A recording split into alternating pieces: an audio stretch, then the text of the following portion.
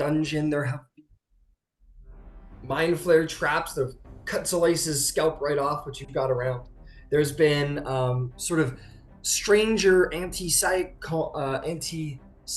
traps that have fired off here and there. There have been sort of intellect scavengers of sorts who have been roaming around, and you have failed all of these problems.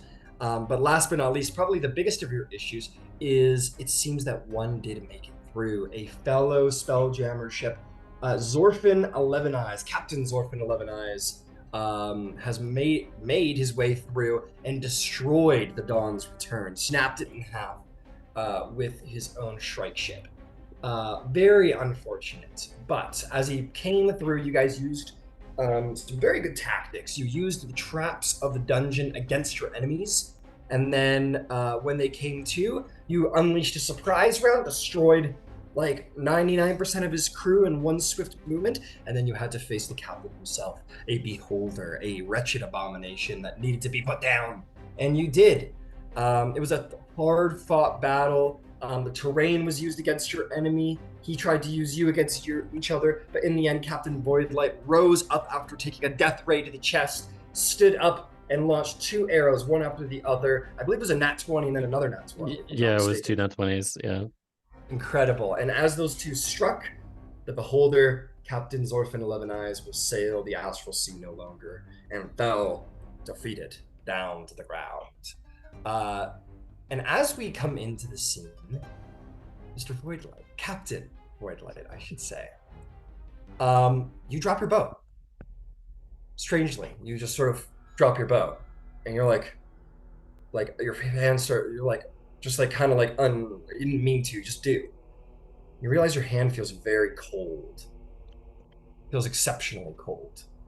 And you look down at your hand, and you took that death ray blast right to the chest. And you see these black veins running up your arm, and your skin slowly growing a gray cold, moving down your arm inch by inch. What do you do?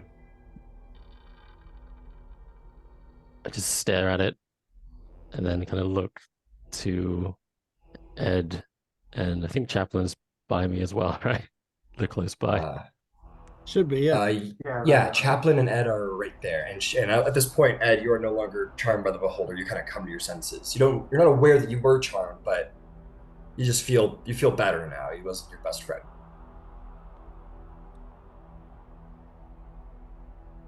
Can we see this happening? Yeah, I'll say everyone really sees this happening. Like you all kind of come together, like da, da, da, da, da. You're all celebrating. Not all of you. I'll say the NPCs are doing their own thing. I'll say Bassan sort of manages to clamber through the hole in the wall that she was shunted through. So yeah, I will say that the party, like Solis looking over the railing, Chaplain and Ed on the stairs right next to Varsh, and Bassan sort of coming out of the downstairs cell, looks up and sees Ed's hand like a deathly gray, a shriveled gray. Quick medical check. Sure, or an Arcana check is your choice.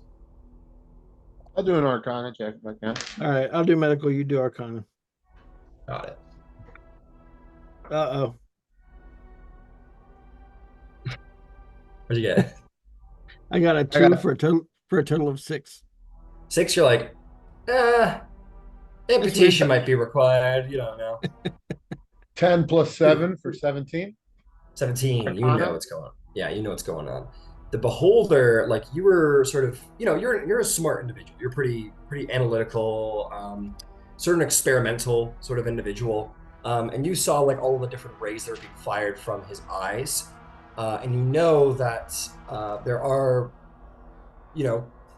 Captain Voidlight got hit by an exceptional amount of necrotic damage, much like radiation, where like if you take too much into yourself, it's going to start to eat at your body. And as you look at Captain Voidlight, he has some constitution about him that maybe is holding the tide, but that death ray is taking its toll. It's exacting its toll from Captain Voidlight, and he may not have but moments left.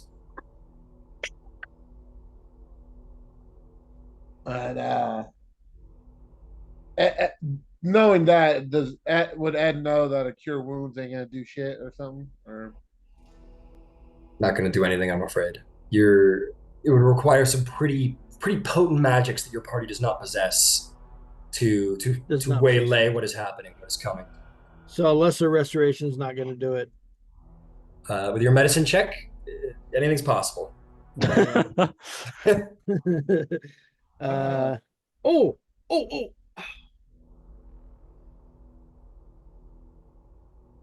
Hold on. Captain Voidlight, you feel your knees beginning to weaken underneath Wait, you, beginning to buckle. is necrotic considered magical? Necrotic It is, is right? just a damage. It's just a damage type. It's not magical or not magical. It's just a like fire. So dispel magic's probably not going to work. You can always try. What do you think, Ed? You know more about this than I do. Just to be honest, Ed. Ed's gonna just look at the captain, give him like a very assured nod. I'm gonna get the job done, Cap. Yeah. A sort of like sad grin forms on Bosch's face. Well then.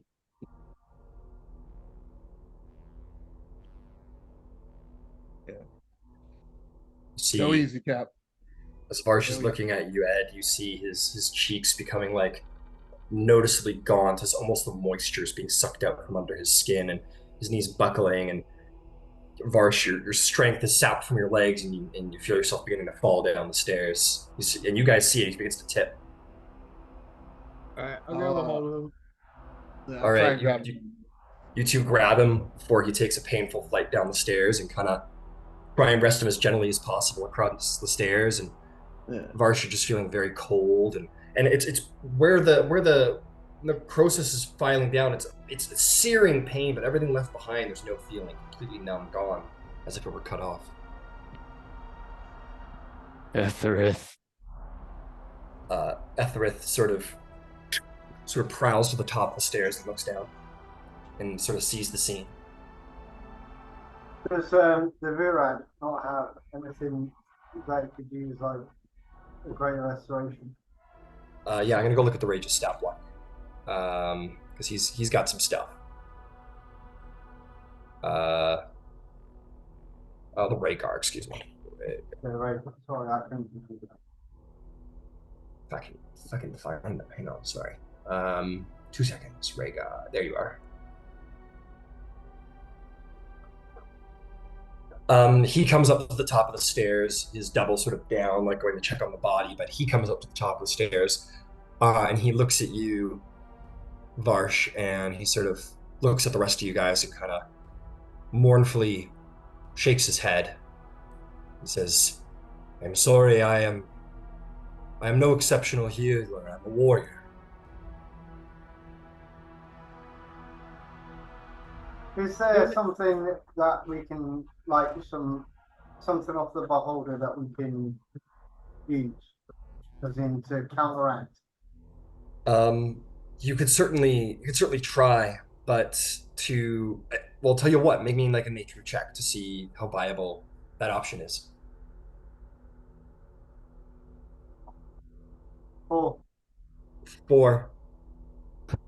The only thing you think, Solace, is like, even if you could concoct some like death reversing potion from the beholder's remains, it would take time to concoct such a potion.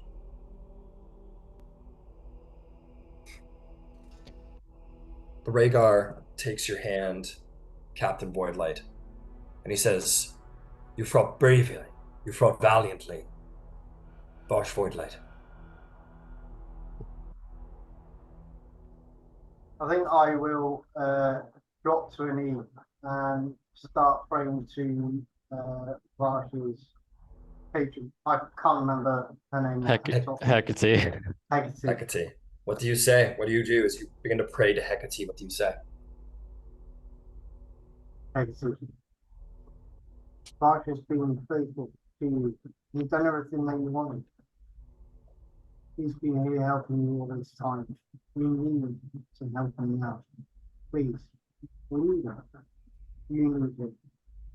For whatever reason, we need to help him out.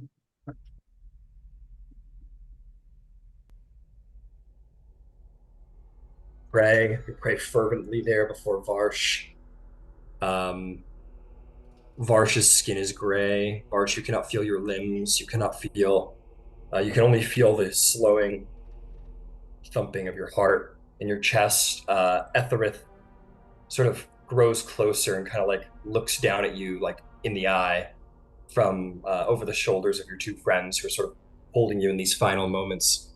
As you're laying here and you feel life leaving you, seconds left, what would you think? Where would you go? What would you do? What would you say?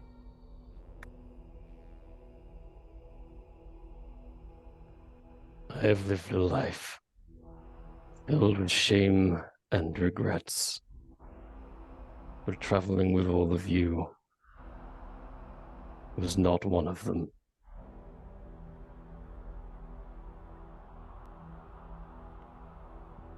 And in this moment, as the last of your life slips away, within the astral winds of wild space here and around the prison, a voice, a couple of voices, three in fact, sort of permeate through the wind, voices that you've never heard before, these sort of almost wispy, airy, feminine voices will sort of coalesce into a single chorus and say, "Fear not your shame, Captain Voidlight, for I will turn it into something powerful." And with that word, almost like that last breath of her words sort of synchronizes with Captain Voidlight's, you see you Voidlight here, the thump slowing, your breath labored until his eyes just sort of spread, go unfocused. The last breath is lost from his lips, and your captain is no more. In your arms, gray, blackened and vain, dead. Catherine, you need to do something. Come on, surely. Get fool's gold. Come on, you're the man. Yeah, I'm not really sure what to do. He's not actually injured. I mean, I can try to bring him back, and so I will go ahead and cast a Spare the Dying. You cast Spare the Dying on Captain Voidlight, but he cannot be spared from death. He is already there. Chaplain, stop. Still gotta make sure we survive out of here. No Chaplain point in kind tiring of yourself out. just kind of looks around at the rest of the group. Etherith hasn't peeled his eyes off of Voidlight. It's hard to meet the expressions of such a reptilian creature. But does anyone speak Draconic? No. Nope. Can I use though a point and bring up the whispers so I Sure. can try and talk to him? You bring up the whispers into his mind, and you get sort of almost like a feedback of there's a sadness, but there's also strangely underlying it. There is sort of a thrill, sort of an excitement, and all of you hear Etherith mutter three words: "Koi oi tariaris," and then in this moment, as Captain Voidlight lays there, there's going to be a crack of divine energy that sort of washes through the area. Some of you might look to Chaplain wondering if it's him, but he'll look perhaps just as dumbfounded as the rest of you. I don't know. There is this crack of divine energy, and there's sort of almost like a purplish light that permeates through the area. As you all look down upon the scene, you see Etherith's eyes gleam with excitement, and Etherith gestures, and his talons sort of move across each other in a strange way, almost, you dare say, almost like a somatic component to a spell. Um, you see this light begin to grow off of Varsh, and suddenly you all find that his body is going from icy cold to scaldingly hot, and you can't help but let him go. And in the middle of the stairs, his body crackles, immediately bursts and emulates into a purple flame of fire right in the middle, and it's horrific as the whole area lights into a great purple light and burns hot with Voidlight's body. You all sort of step back, and Etherith smiles into the purple flames and enters into them. Does not scream or wince from the pain, but simply enters and fully immerses into the fire. The fire is only about yay big and Etherith is this long, and enters, but it almost seems to disappear within as if it were a doorway. After a moment of this crackling divine energy, and you all watch in terror and whatnot, her magic weaves, intertwining Voidlight and Etherith, parts of him and parts of them. And a shape begins to form within the purple flames. As you see just barely the silhouette of the dragon, it begins to almost sort of morph into like one singular being, and then kind of step up off of its front legs and begin to crack its back widely as its wings disappear into its back and sort of become almost humanoid in shape, curl its head around, and then sort of come back down low. The flames go out in that moment. There is but left Captain Voidlight's skeleton beneath, sort of almost roosted, kneeled atop Voidlight's body, but much larger is the body of Etherith, who is quite different. Dragonborn, blackened scales, kneeling, sort of Terminator, just come out of the time thing, sort of kneeled like so, and then stands up and cranes up to his full height, which is much taller than Captain Voidlight, and he has much more brawn. Etherith is reborn, not as a mighty dragonborn, but by an entity that seems to almost sizzle with magical power around him. The air very much almost seems to crackle with Etherith's presence. And as Etherith sort of cracks the neck and the head, what would Etherith say in this moment as everyone looks around at him in his new form, and he feels it for the first time?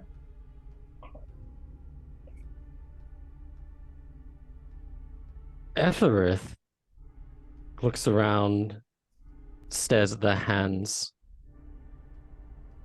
Scales. Ah. How interesting. The name. Etherith. And then looks up at all of you. As Etherith looks up at all of you, and nude, by the way. No equipment whatsoever. The contents of Varsh Voidlight's sort of, it was a very weird fire. Clothing, personal items, weapons, and armament all remain, but Captain Voidlight's flesh and muscle is gone. It's just like a skeleton inside of these clothing. And Etherith naked. Etherith, you feel sort of a pull to raise your hand over Varsh's body. Would you do so? Absolutely. The magic within your veins pulls you to sort of lift your hand, and as you do so, you feel a great summoning power. And raising, almost like from a small portal in the chest of Etherith, almost rising up like the sword from a lake, this staff rises up. It is a dragon sort of coiled around what looks to be like a crystal moon at the head of the staff. And going down, you see the teeth of keys all the way down the edge of the staff. And you take it in your hand, Etherith, and you know that you have been blessed by your goddess who has instilled you with this life force.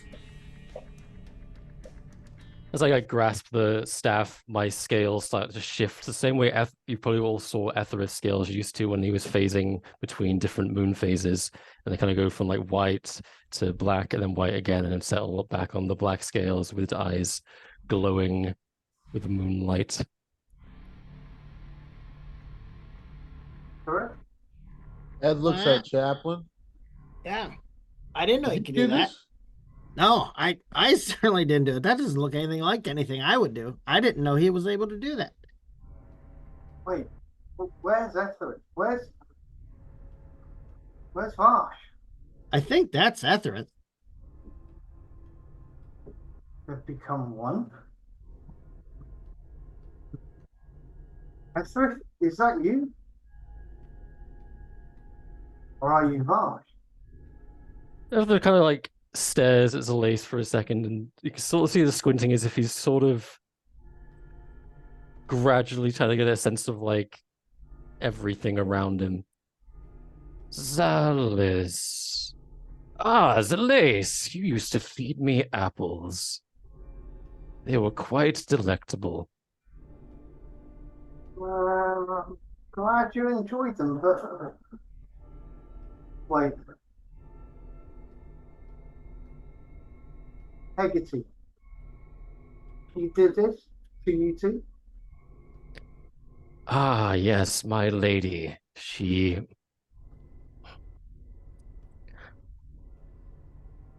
I'll try my best to explain.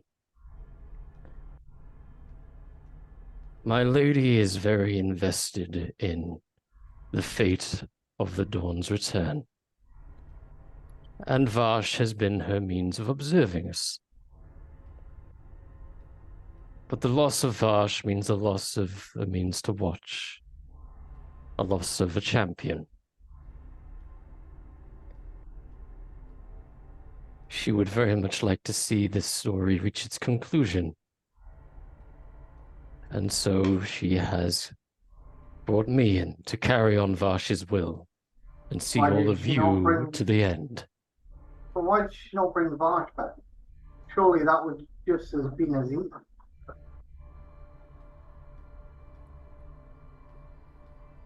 I cannot say.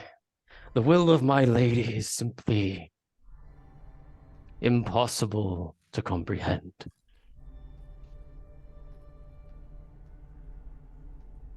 But rest assured, I am fully on your side.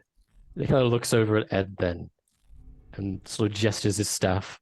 Especially you. My lady very much is interested in you, That's Mr. Jord. And is Otto nearby? Yeah, Otto looks. We'll say Otto at this point has returned back to like little Otto size, and you can feel like the sort of like mechanical backpack sort of return, and he's like on your shoulder and kind of gives you like a. All right. Um. In any case, this seems to be in our favor, so we should well, welcome aboard then. After and wish we had more time for introductions, but we're kind of in the middle of it. Which, how much do you remember? Do you remember? I remember, kind of looks down the stairs where the behold is dead, that, I recall many traps, and tell me, where is Captain Tarnak? Captain? Captain. Yeah, you catch Captain Tarnak. He was like upstairs, probably like just He was checking on hiding, things. yeah. He's like, "Ah." No, he like sort of. You see him at the top of the stairs, sort of watching the scene alongside Apoxy and Celine, who at a certain point realized there was a commotion and came over. Remember Celine went. She was on the ship, wasn't she? On our, No, she came to be with you guys. yeah. Just gotta find her. But anyway, she's at the top of the stairs too, and the three of them are just sort of like looking down on the scene, sort of shocked and wide-eyed.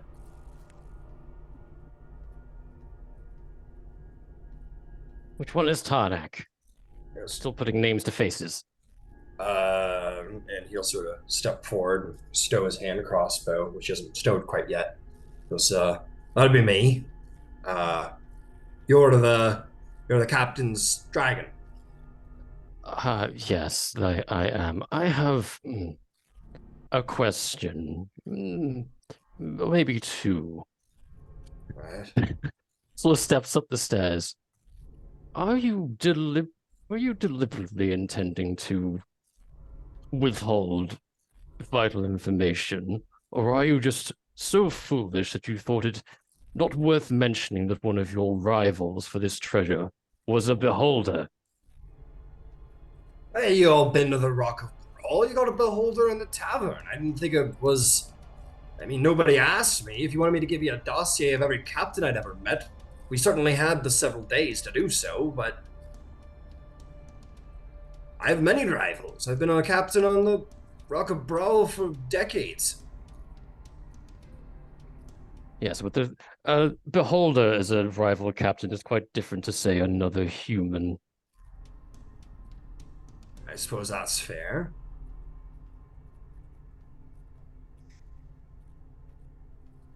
I don't have an explanation. I've had many adversaries, some more dangerous than others, and I did say there would be rival tribal treasure hunters. I did say that.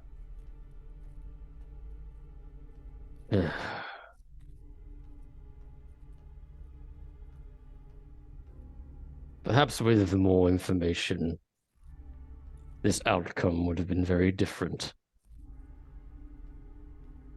Knowing of a potential beholder in advance. Well, rest assured, if I expected him to be here, I would have told you about it. I didn't expect him to be here until he pulled up with his ship. How much do I know about beholders? Make me let's call it a nature check, I guess.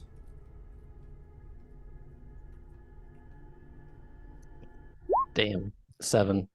7. You know that they shoot really mean lasers out of their 11 eyes.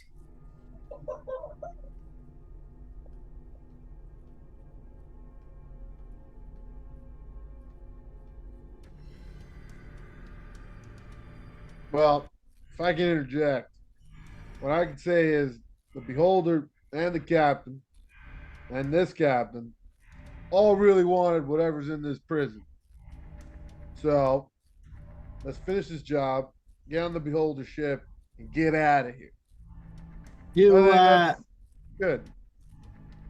yeah, I is who's in charge now? Is it Ed?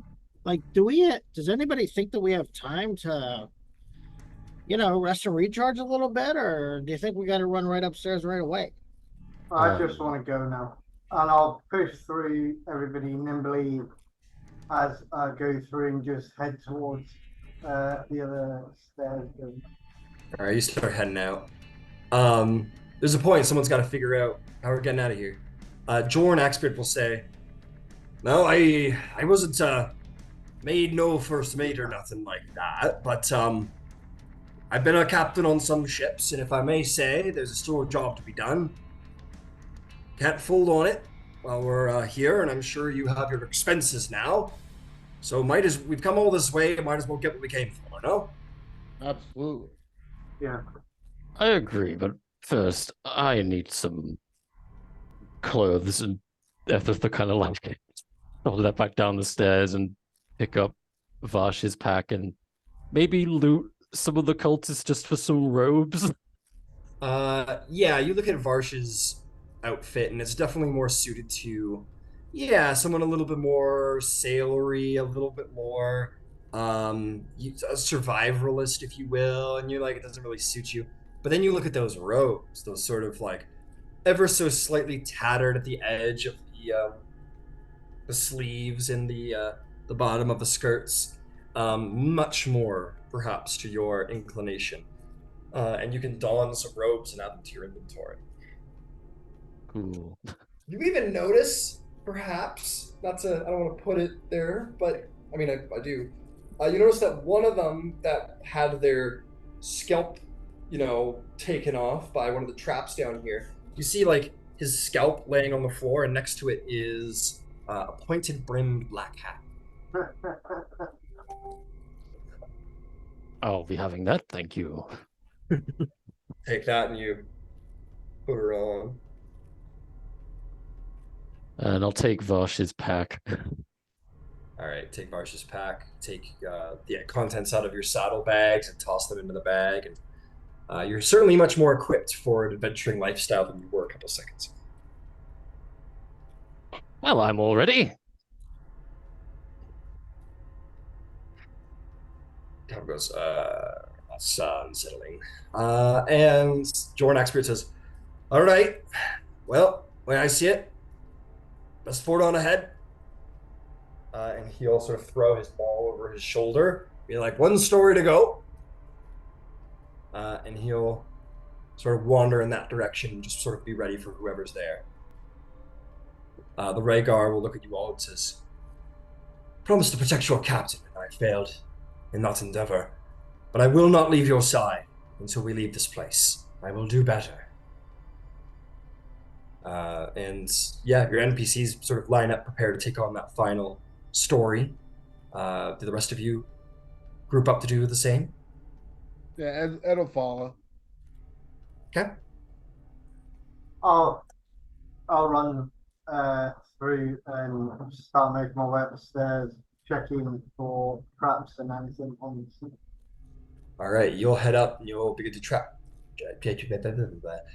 for traps. Fantastic. Why don't you make me an investigation check as everybody else begins to form up. Celine and her gargoyle will do the same. Wherever it went. 5. 5? Why am I Man. rolling on that? There ain't no traps. No, please. The worst I'll is just- come and gone. I'll just carry on at the stairs. All right, you just carry. Oh god, I lost a gargoyle somewhere. It's fine. I'll move your guys when it's necessary. But you make your way up the stairs, Zalace. Yeah, some time's gone by. So, he's gone. Okay. You make your way up the stairs. You look around. Indeed, per your inspection, no traps. You're quite happy to see so. You do see that here and there's a couple of tentacles that are stuck out from the floor. But more than that, that are sort of like disarmed for all intents and purposes. When you look around, you see probably what would be considered I don't know if treasure vault's the word, but certainly the most valuable items. You see various strange mind flare-like weapons. You see that there are almost trophies on the wall of strange creatures you've never seen before. Zalace, you have an eye for value per your profession. You expected those would go pretty well as like antiques or artifacts. A number of like mind flare, like everyday items that might go well to researchers who wish to know more about mind flayers and their way of life and culture and such. And you see what looks like sort of like the warden's room.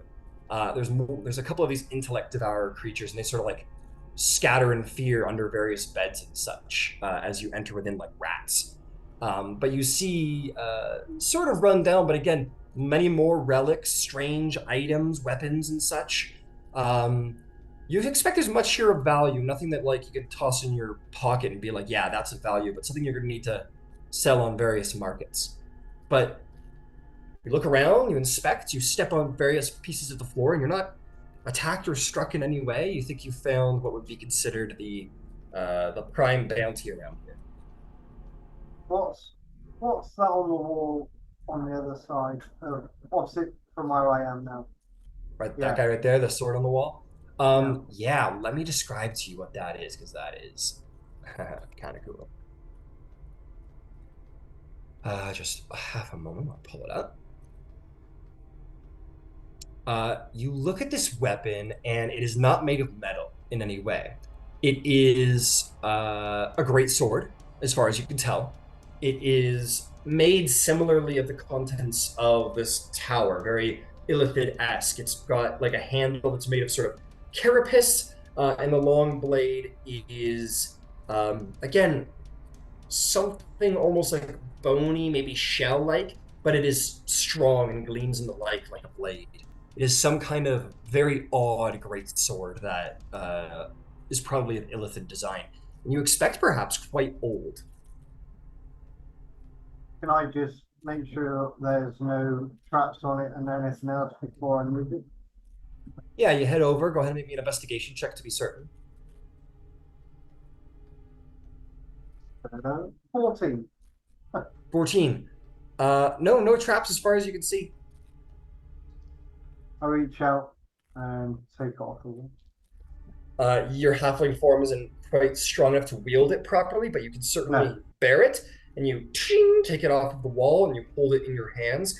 Heavy blade, certainly a little unbalanced for your size, but it is a rather strange blade, and you can feel like the tingle of psychic energy on the blade.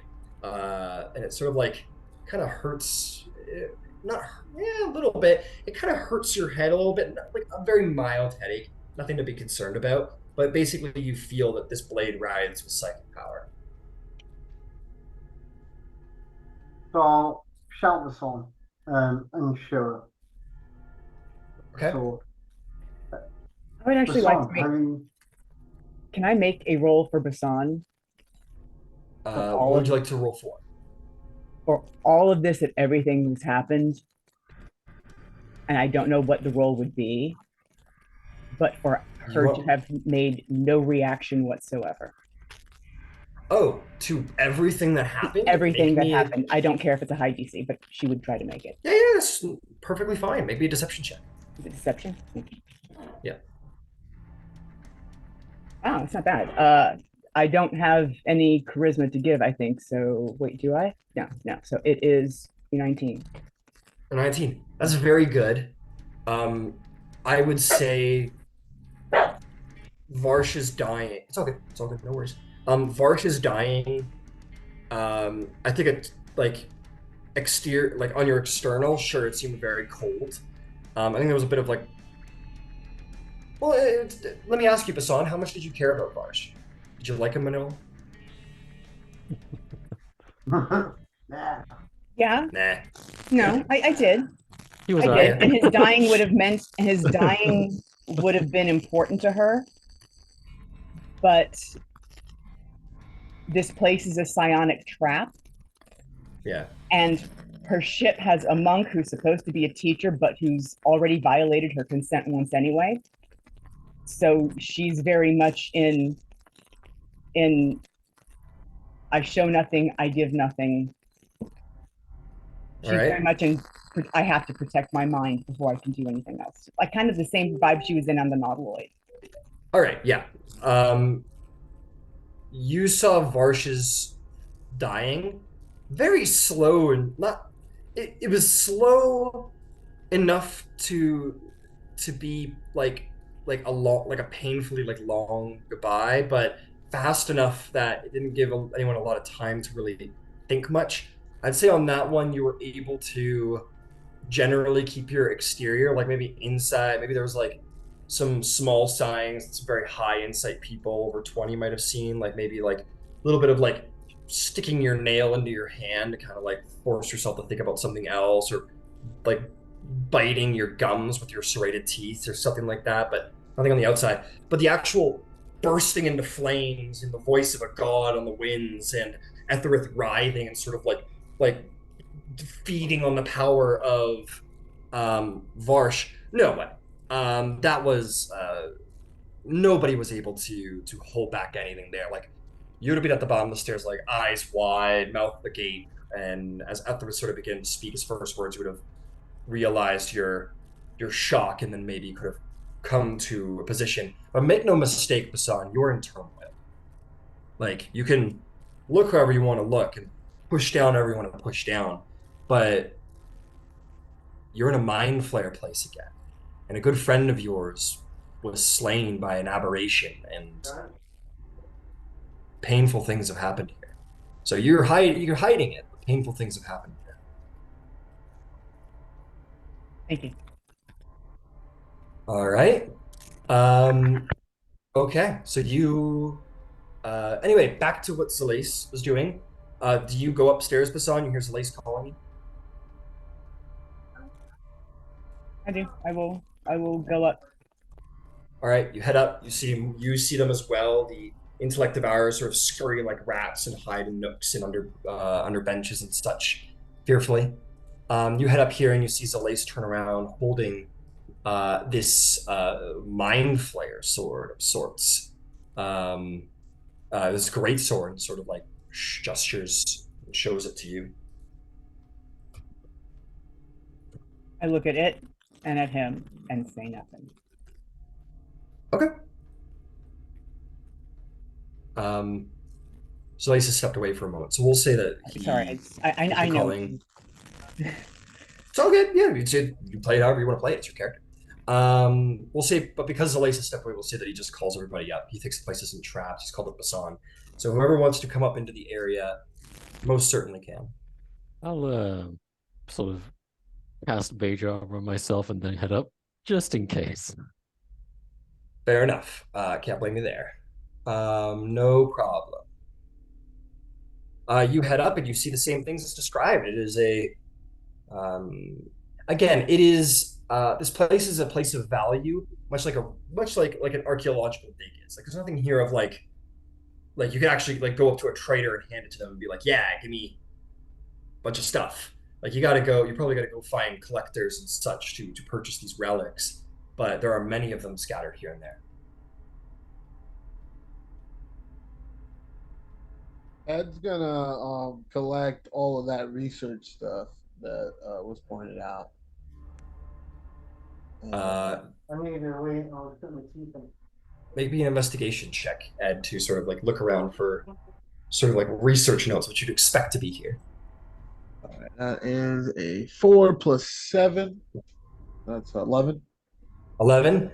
You're looking around, and there's everything here from cutlery to pottery to what looks to be some kind of strange, like maybe some kind of mind flayer board game, if you will. You don't know how it works, but there's like pieces on a board.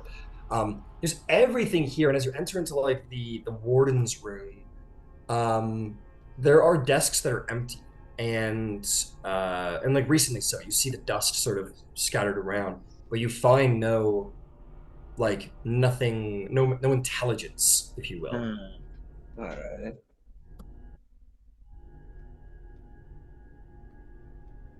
Can I get that Mind Flare board game? Sure. Add your inventory, mind flare board game.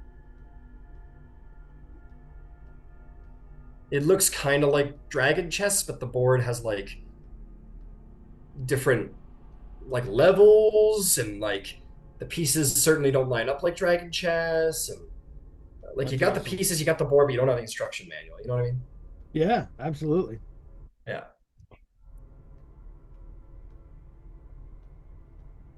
For some reason, something inside me is telling me, like in my heart, it's saying you've made a wrong choice by putting this in front of Chaplin. But my brain's not able to figure out why I'm thinking that. All right. But you guys, so you're all in the room, you all see these things, and Captain Forkbeard says, all right, well, better get out of here.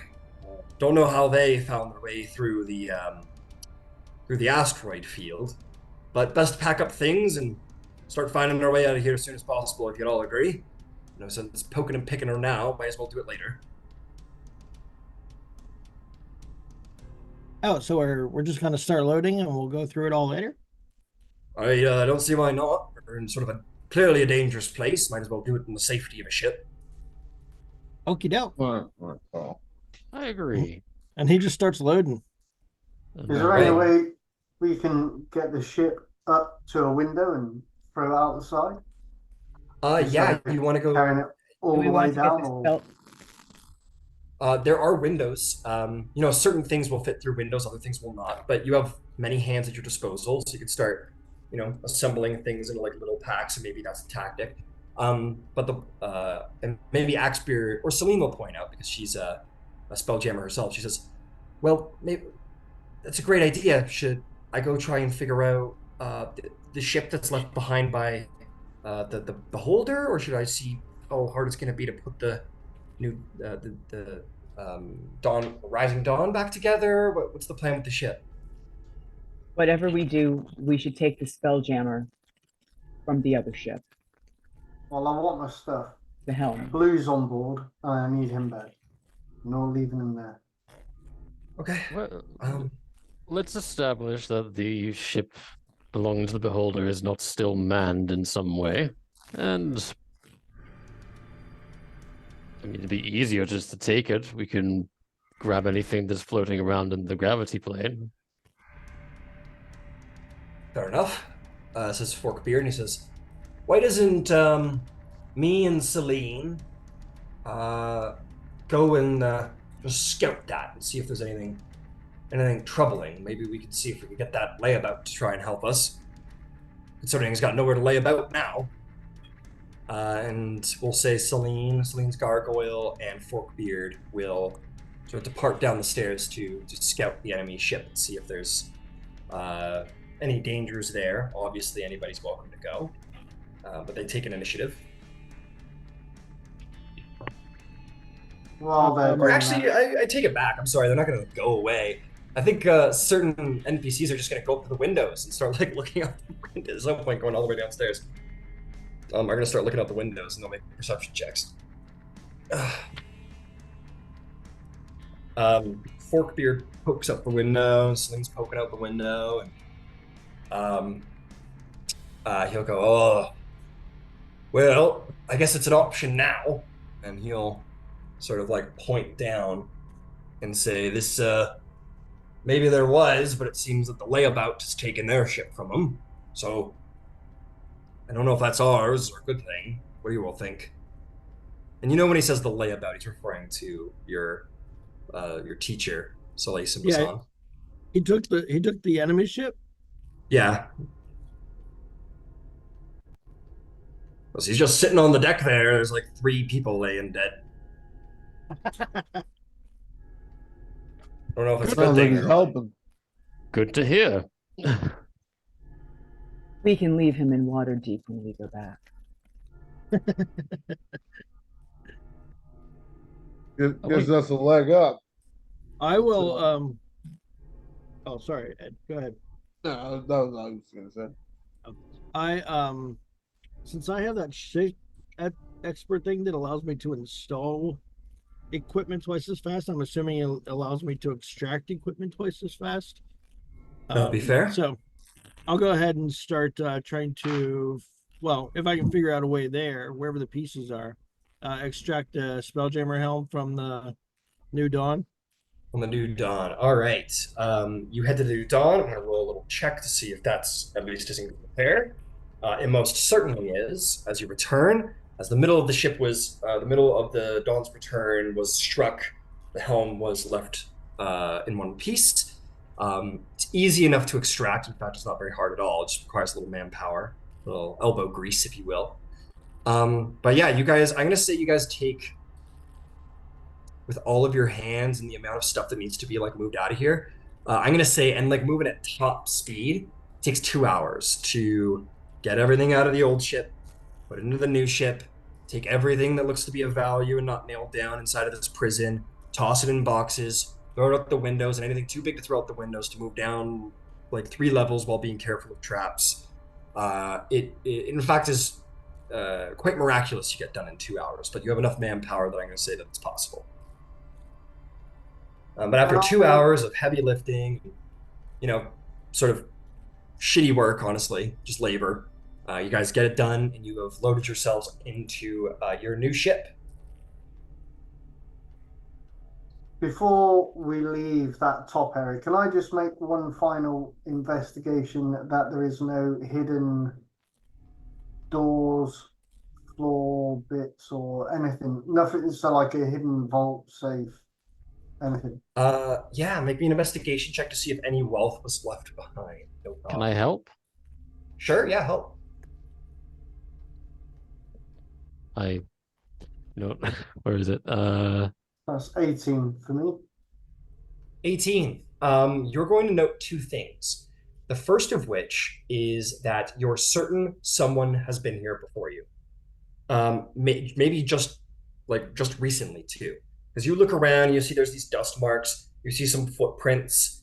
Not so much footprints, but almost like large large sweepings. Not much was taken, but like you look at that table that Ed was investigating, you get the sense that someone was here and took very specific things from what was left around.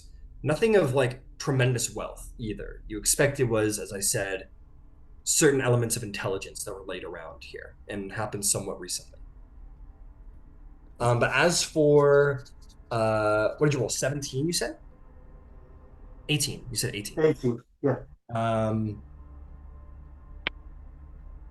no, you find no more wealth. Okay. And to be clear, you did find a couple nooks and crannies, like with the initial investigation, so you're good. But you don't find any like mega super hidden traps or things. Nothing where there's like big bags of gold that you're missing out on. And there are portions of this place that look like they were cleared out long ago. Like whenever this place blew up, people got out of here.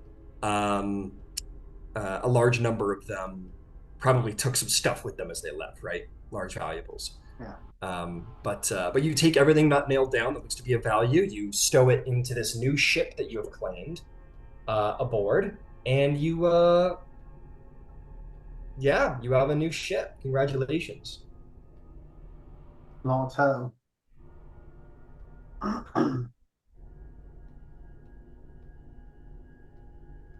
Okay.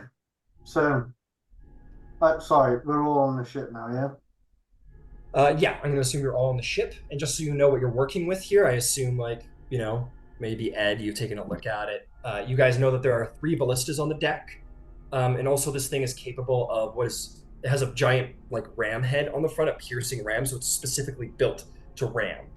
It can be landed on the ground, but not in. It can float.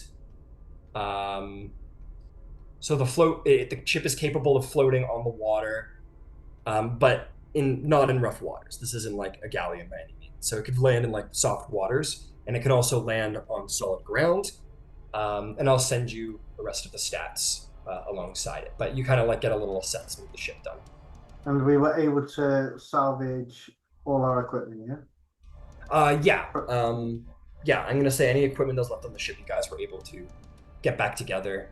I might say that maybe there's a personal thing or two like that was scattered. Like I'm not gonna say your little guy, but like maybe there was something that was maybe lost in the actual smashing of the ship that was already on the deck here. You get the sense that it took the entire ship being destroyed, but Savarsh Yerlaka did bring over anything that might have been lost to wild space and took out any remaining crew. Okay. So I'm just going to walk around and I'm going to grab Ed's attention, Chaplin's, Epoxy and Basson. I'm just going to try and get us as a group. Yeah. Yeah. What's up? Am I included in this? No. We'll say that Savarsh, who is not up to date on all events, kind of approaches you and goes, "You look familiar. I don't know from where, but I think I've seen you before." Ah, you're the one that floats around doing nothing. Got it. That's While right. he's bothering them, I'll grab everybody together. So guys, what's going on? What do we do now? All right, we've got a ship, but I will not follow Ethel. Oh. nobody's saying about following I Ethel. understand. But when the time comes to name a captain, I will not follow them. Anyone else, you can be captain. Chaplain, Ed George, Epoxy, but not Ethel. Okay, that's not what I'm getting at. I'm asking us. Yes, the dragon, I don't know, it's a bit too much for me, and I can't take it all in. I'm only a little guy. I've been running up and down stairs a lot. I'm knackered. All I want to know I think that actually got her to crack a smile. is that all of us need to stick together.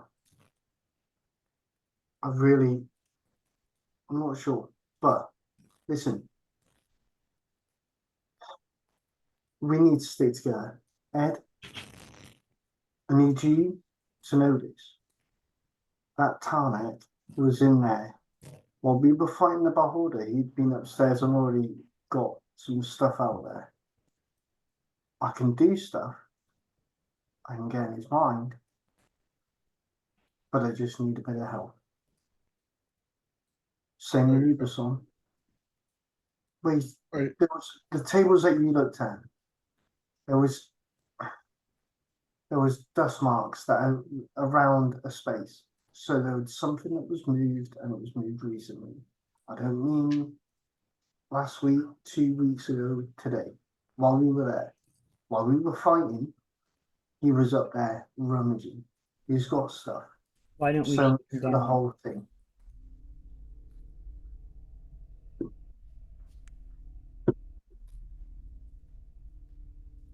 All right. Are you sure it's him? I mean, He was the only one that was there. He's the only one that we were here with to go and get stuff. Who else would have done it? Rhaegar wouldn't have done it because he wanted to get out and was trying to help us. And he's kept things from us. That's Definitely. been pointed out already. I'm happy to go and just sneak up on him and do him, but we need to find out what he was here for. Not just get rid of him. I need my help. I just need you to keep him distracted while I try and relieve him of some things. That's, Oh, that's fun. I'm good at distracting. well, I don't care who, but we need to find what he was getting at. I'm not letting the death of Varsh, spoil what he said he was going to do. I'm not having it. His agreement was with our captain. Our captain is dead. We are the crew, though. It's with us now. The point is, we have no obligation to him. Look, the We song. could just shake him down. I'm not for getting rid of him right now. I don't care. I mean, this is as good as place as any. We just leave him here. But the thing is, we need to find out what information he has on the information that he took. Dead people can't talk. Exactly, I'm not that's what I'm saying. saying just kill him. I'm saying make him pliable. Yeah. Well, I mean, there's only one way. We got to beat it out of him. So, That works too. And the moral compass that was Varsh Voidlight is no more. We're pirates! Pirates! All I want. All I want. I'm taking it that we've picked up Varsh's remains and brought them with us, or did we leave them there? I mean, Chumbawamba, he gets up, he gets down, he gets up, he gets down again, but, what did we do with his body? I assumed we brought them with us and we Yeah, commit them. I would as well, yeah. Could have brought it with you, yeah. Absolutely. We'll leave them there. No, We had to leave Lunarbo. We didn't have a choice. We didn't want to. okay. So, we wait till the guy's asleep and then we rock on in and do a little shady shit, or what? I feel like we could just walk up to him and ask him, so what'd you take? And why'd you take it? Okay. But we can do it your way too. Ah, no, we can just do it right now or Okay. leave. okay, right, that's what he did. So, beefy guys, have at it. I'll watch your backs. All right, you guys want to approach? It was Captain Tarnak that you're approaching. Mm-hmm. Okay, Captain Tarnak is sort of speaking to Celine and Forkbeard. And yeah, you guys walk up. And he goes, all right, we're going to be heading out soon, hopefully. About that. All right. What's something? What's up? I don't just look as a lace. What did you take off the table while we were fighting the beholder? Upstairs? Take off the table? What table? Upstairs, there's a table that we looked at before, and there was nothing worth on there. But then I had another look on the way back while we were moving stuff. You noticed that things had been moved very recently. And then I remembered that while we were fighting the beholder and our captain died, I remember you were not there. Because I was on that floor and you went missing and you went hiding. Which then leads me to believe that you were upstairs. So, I would like to know what you took off the table. I thought the whole idea was just that we went 50-50 on everything. And we split everything. Not for you to come in and do us in the back. Do you know what I mean? By taking stuff. And that was my agreement with your captain as well. I hadn't taken anything. I mean, what do you think it is that I took? Yeah, make papers. Papers. Information. Intelligence. And that is a 16 plus 5, 21. That's very good.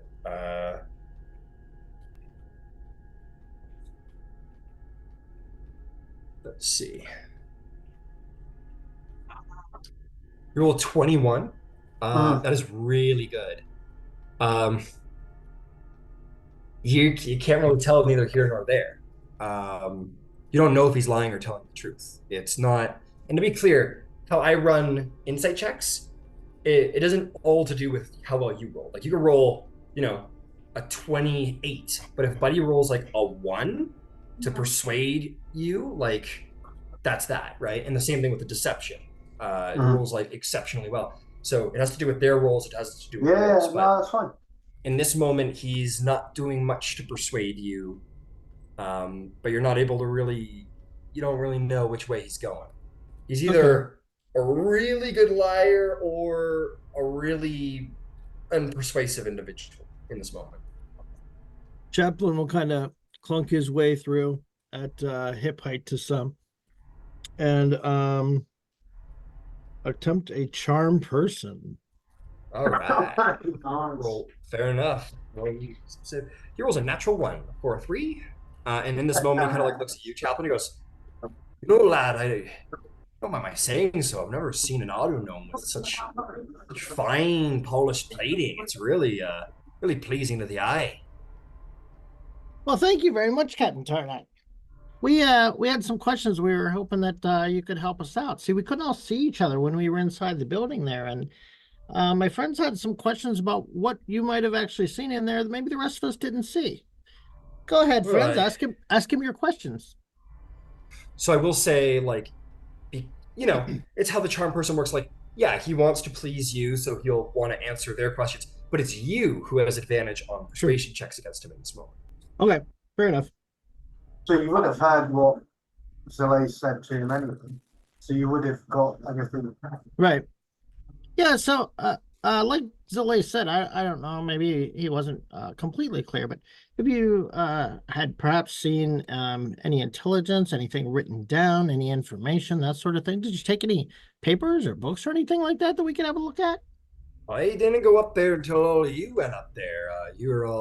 Hired you all to take care of traps and such, and I was battling the beholder. I don't know what all of you are talking about with this idea about me. I was. You saw me shooting my hand crossbow. I was right here with you when all the violence was going on. Yeah, I did see you do that, and I appreciate that. That's how we all look out for each other.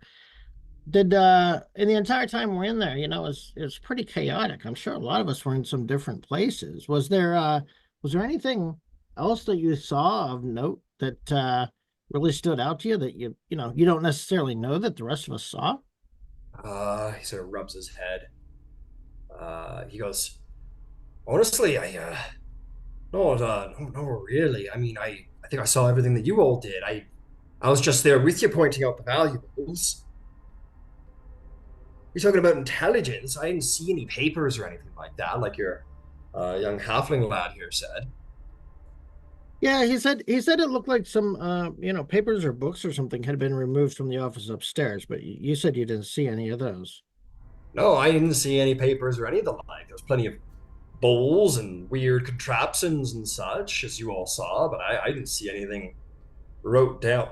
I happen to know that mind flayers sometimes keep their information on these weird, I don't know how to describe half the things they have, but these little boxes almost, and they kind of put images in your head.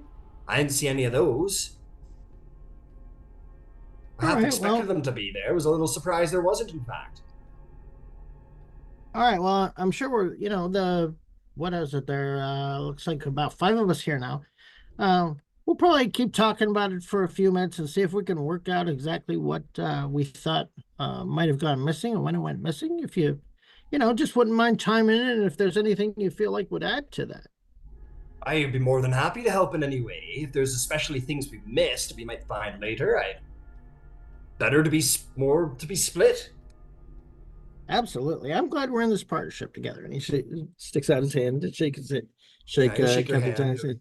He'll go, I am too, and I'm glad to hear that there's some, level-headedness being kept. I know it can be quite turbulent when you lose someone on a battle, and you have my deepest condolences. Yeah, I imagine that's a bit of what's going around too. We came to this place, it was very dangerous. We were all a little scared. We lost the captain, and we all just want to make sure that we got all out of it that we came to get.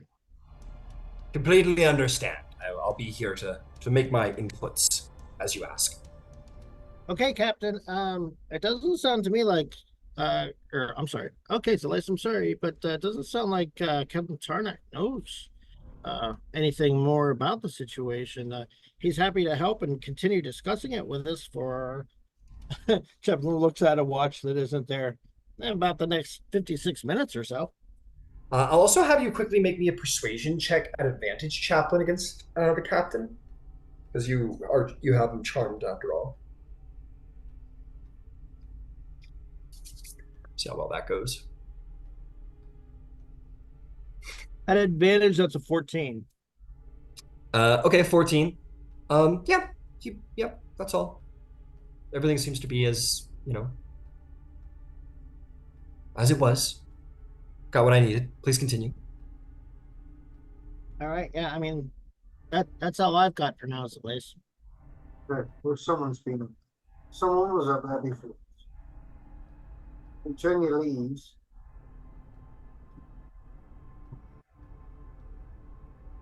Master. You talking to your Laka?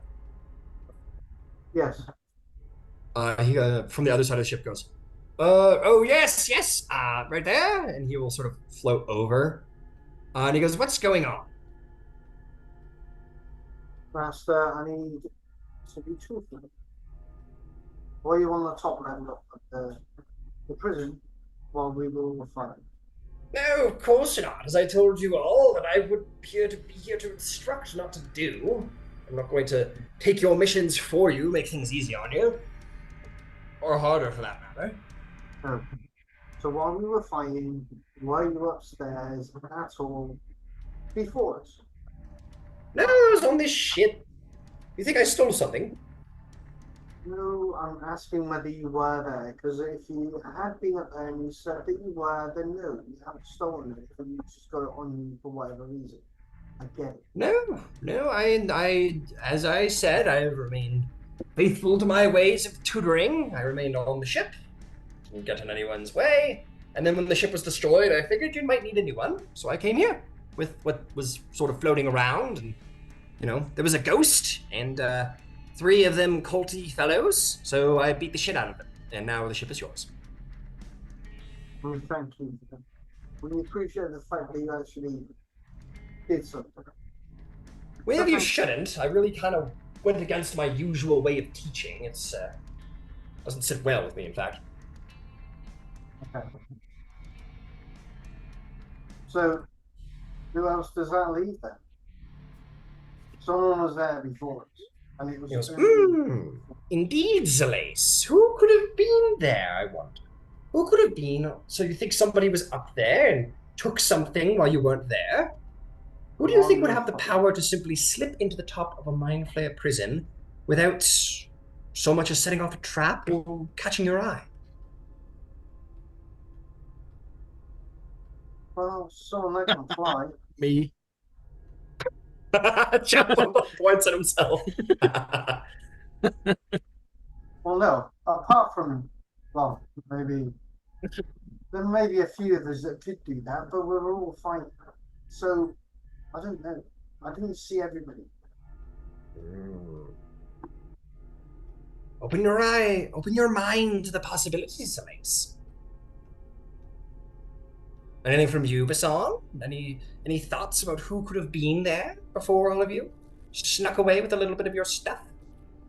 Is Visan in the room? I assume so, yeah. Yeah, This is we'll the group together. discussion that you never left. Oh, okay. I didn't realize that. She looks at him and refuses to speak.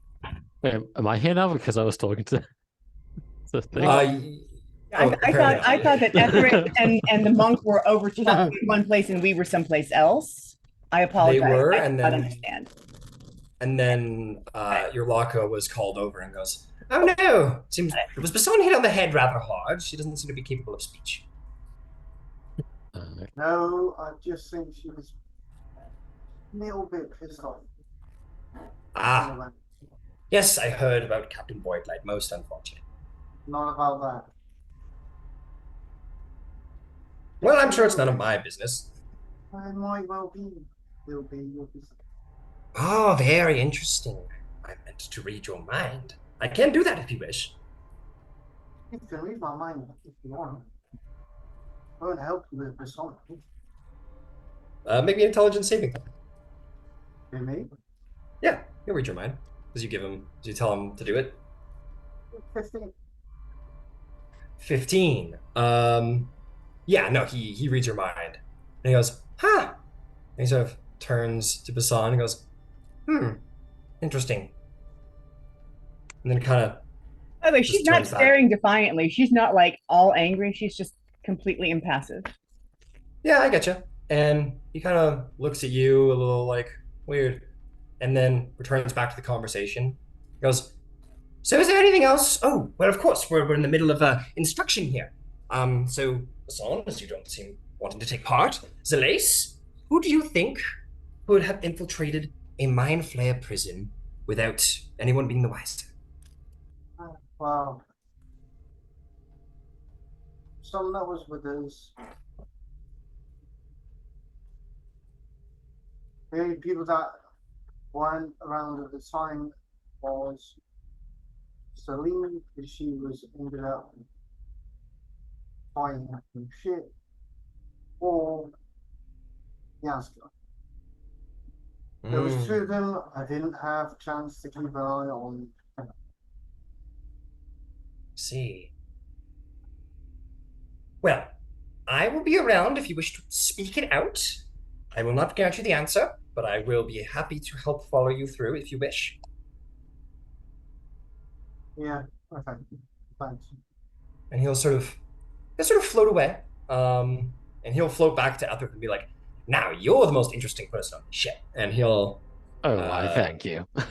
and he'll continue to talk to you and be interested about how you came to be and what your deal is. And we'll come to that momentarily. We heard the question, right? That he was asking Zalace and Bassan. Yeah, you were all there, but he very much directed his inquiries at Zalace and Bassan. But you heard him say, who would have the ability to infiltrate a Mind Flayer prison without being the wiser? It kind of was like, if it wasn't me, if it wasn't him, if it wasn't that, then who could it possibly have been? And it's kind of like trying to open the idea. Without looking at Bassan or Zalace, just kind of looking out into the astral. Hang on, it's Ed's turn. Go ahead, Ed. Just looking out to like the astral sea, not looking to Bassan or Zalace. Ed's just gonna say, it's another Mind Flayer. That's the answer to his question. I think as he's like floating over, he's halfway over the deck, he kind of like does like drift, like a midair floaty drift, and he goes, ah! Then he turns around and comes back. He goes, Mr. Jord, are you sure you're not psychic? No, just I've had an exciting life, but I now I don't know many mind flayers. Suppose you guys don't know either. But There is one type of mind flare out there that is rather exceptional, that I don't know if any of you have encountered before, Zalace and Basan, but I felt a sort of psionic presence that tingled me in that way. So, let me put forth this potential option. This is a justice to the prison, a ruin, yes, a skeleton to be scavenged, right? We are all the various insects trying to eat away at the muscles and whatnot and take what we will from this corpse, yes? Now, if a mind flare was coming to pick through everything, would it not stand to reason that this mind flare would be a scavenger as well? A mind flare who scavenges other mind flares. There is a type of mind flare called an alhoon.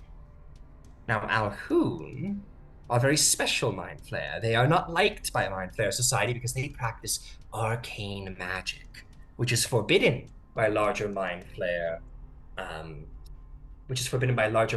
culture. It is quite possible that maybe just a little bit while forth, or maybe even still here, a alhoon had been scavenging this corpse. It is very much to their prerogative to keep up with mind flare dealings and know that they're one step ahead of them if they wish to survive. They are rather intelligent. Let me just put that there. I even don't know for certain myself if it is one, but it is my best guess. So, an answer for an answer. And then he'll float away and let you all return to your private conversation. I have to say, you know you can make things a lot easier just by telling us in the first place. He goes, well, I'm a teacher. And if I am here to be a teacher, then sometimes knowledge is better gained than given. Isn't the time to mess around? I think that we just lost someone. We're trying to work out what's going on. Can you? Could have just said. Good story. Suppose, but what would we have gained with that?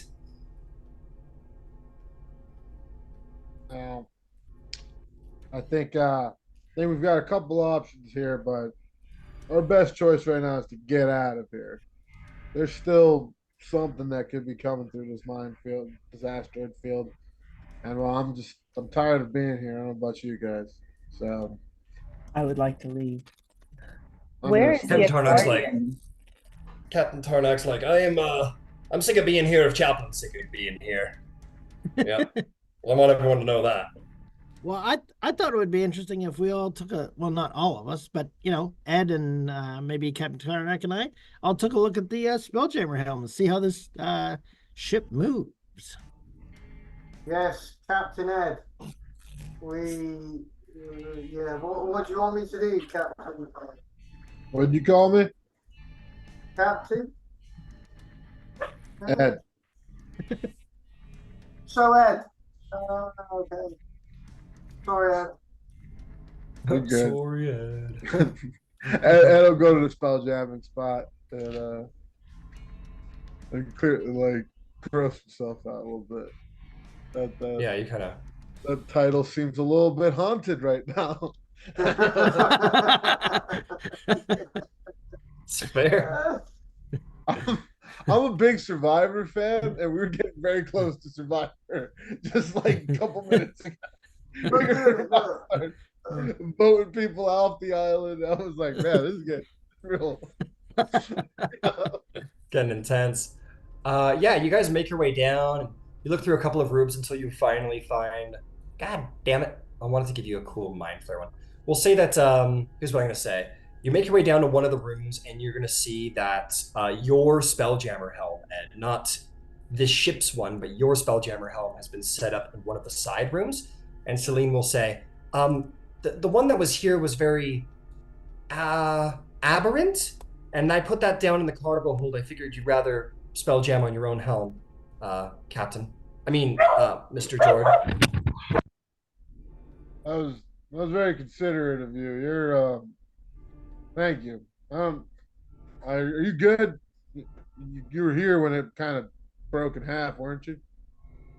Yeah, I've been piloting for a while, but usually much less intense situations. Certainly not by myself. It was the first time I've ever actually had to steer a ship by myself with my conjurations. But no, I'm okay. Thank you for asking. Uh, I'll I'll run a little bit long so you can get some rest or whatever, get some extra time, and If probably it's all the same to you, Captain, I'd like to stay on the bridge until we're out of harm's way, if that's okay with you. sure thing. Do it up, and probably better here. Everyone's a little jumpy, rightfully Hey, so. So who would you have brought with you? Did you say Axebeard is going too? I think it was Axbeard and Oh Chapel. no, Axebeard it's and Chapel. Okay. it's yeah, the captain, my friend. Oh, Tarnak, Tarnak. Okay, you brought Tarnak with you. He goes, well, as far as I can tell, the ship seems to be in ship shape. A couple scathes from the asteroid, but, well, you think you can get us out there, Mr. Jord? All right, let's see what's happening here. Do you mind I'm if gonna I? I think it's I'm gonna pretty say, sweet, dude. Chaplain, you did Yeah. I'm gonna say like as part of like that 2 hours, you would have funneled two mendings into it to Okay. begin like sort of mending it because it did take some damage from the asteroid field. Yeah. But I will say, really quick, there's one thing I'm going to note here that this ship has more hit points than the damselfly did. It's got, it's made of wood, whereas the damselfly was made of metal, so it's not as impervious to attacks, but it does have a larger hit point pool. So, Uh, this thing's like there's a lot. This thing, this thing packs a punch, dude. Like, oh yeah, the piercing ram, yeah, it's that's nasty. that's pretty sick. Yeah, it's a pretty speedy ship too. Like this isn't exactly, it's not exactly it's not an upgrade or a downgrade, but it's kind of like Uh, doesn't have a mangonel anymore, but it's got its goods and its bads. It's like one of those rentals that smells nice. You're like, oh, You maybe I will can't. It look into an smells a SUV. little aberrant in here. It's Yeah. got that beholder stench. Smells like somebody's been smoking mines. Smoking mines. While those three are setting up the spelljammer and getting ready or whatever, I want to go and find Ether. All right, you go find Etherith, who we'll come to in this moment. So Etherith, this like you hadn't really maybe like um the only interactions you would have had with Savarsh while you were, or Savarsh Yolaka while you were like a little dragon guy, was maybe Savarsh kind of like sort of talk to you like one does to a dog or to Yeah. themselves. Where he's like, this one's coming along. Oh, she's definitely more a physical warrior. Yeah. Just kind of like spouting his like, perhaps I should give her a lesson and just kind of like generally kind of like errant thoughts, mostly about the song and then later on about Solis as well. And so he would have floated over to you and says, so, what's going on? What's your story? Um, well, where do I begin? I mean, I certainly recall you telling me a lot about how your students were coming along. Yes, After I've got my work cut out. after Vash, my Lady Hecate gave me a new lease of life Mm, and a purpose to continue from where Vash left off. To very see this thread of fate to its exciting conclusion. I see. Very interesting. I mean, this seems more of a magical thing than a psychic thing, which is usually my obsession. But I can't help but admit, you're a little weird, and I like people who are a little weird. You sure you don't need a psychic tutor? I am most certain. Fair enough. Got to try. I expect I might be losing some students soon. They seem rather unhappy with my inaction. Well, I can only imagine that when they see a psychic as well seasoned and powerful as you, that to see you merely float and remain impassive is frustrating, hard to understand. Hmm. Yes. Yes, it is, isn't it? Hmm. I thought they might learn something from it, but perhaps it's time I assigned or recommended to them a new teacher. Don't seem to be getting through. Oh well. Well, you're interesting, and it'll be nice to join you back. Maybe I'll learn more about you. And at this point, Zalace, you wanted to come see Ethrith. He goes, "Oh, Zalace, I expect you're not here for me. I'll just float over there." And you'll float away. I'll just reach into a pocket and throw after it an apple. Ah, like old times. Actually catches it, bites into it. Not quite like old times, though. I suppose not. I'm on two legs now. Yeah. So, I'm struggling with your lady's decision. And it's fair enough. You are now changed and you are a being. But there is going to be a lot of hard work on your part to be proper part of this group. If that's what you want. Well, my purpose, as dictated by my lady, is to continue Vash's work, help you take revenge against the Prophet, lead you, well, maybe not lead you, but perhaps guide you to that final confrontation. So on that note, I am wholly devoted to the cause of the crew. Leading us will not be enough, I believe. Well, no, I suppose not. But I will help regardless. I can't speak for the rest of the crew. Well, apart from one. But she's right. We can't follow you. We don't know you. We can't trust you. But I hope that we can get to know you and trust you. Well, but your lady has done us a great injustice. So forgive us if we do not come around straight away. would you like to know more about my lady? Not right She... Oh, now. I'm sorry. I will in time, but I don't want to know. She could have done things a lot differently. Things could have come out a lot differently. She chose not to. And I choose not to listen to what you have to say.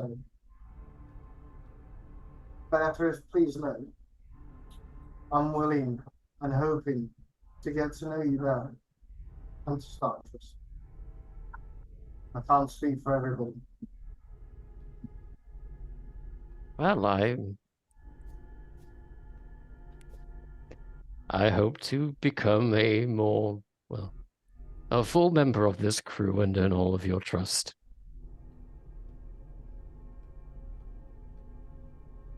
I hope you can do that too. And then I'll just walk away, and go and start checking out the ballistas and start getting them soon. Fair enough. Yeah, you go check them out. You see Axebeard is already hard at work, just kind of like doing the same thing that you would probably be doing, is like checking to make sure they're all in good order, that there's enough ammunition, so on and so forth. And he sees you approach Zalace, and he goes, "Oh yeah, Mr. Zalace, it seems that the ship is ready to go. considering the captain's not here anymore, I figured you're as good as anyone to tell what you had hired me for. I'm here to cook, but I'm also here to help out in combat situations and such. I've captained for many years, and well, I expect I'll probably be getting off next port as your captain's gone. And if I might be frank, there's a lot of distrustful eyes peering around, and it makes me uncomfortable. So, but I'll be loyal to sojourn on until such a time. Well, thank you for your service. I'm sorry that you can't stay with us. You've been good, and I was hoping that you would help us get back to the rock. I'd be more than happy to do that much, most certainly. But one thing I've learned in all of my travels is that there's a right time to get off of a ship, and that usually is when the captain dies and everyone starts looking at each other like they want to cut each other out. So I'll stay with you for a time, but only for a time. Thank you. I'll go and let everybody in. All right. And then obviously I'll go and find Ed, Chaplin, and let them all know that we're already up top. But whenever they don't leave. So I'm just gonna take you a super quick little view through the ship, as you guys would have had time to do so. First and foremost, the bridge. It has to your happiness. There's like a large map of realm space already plastered on the wall.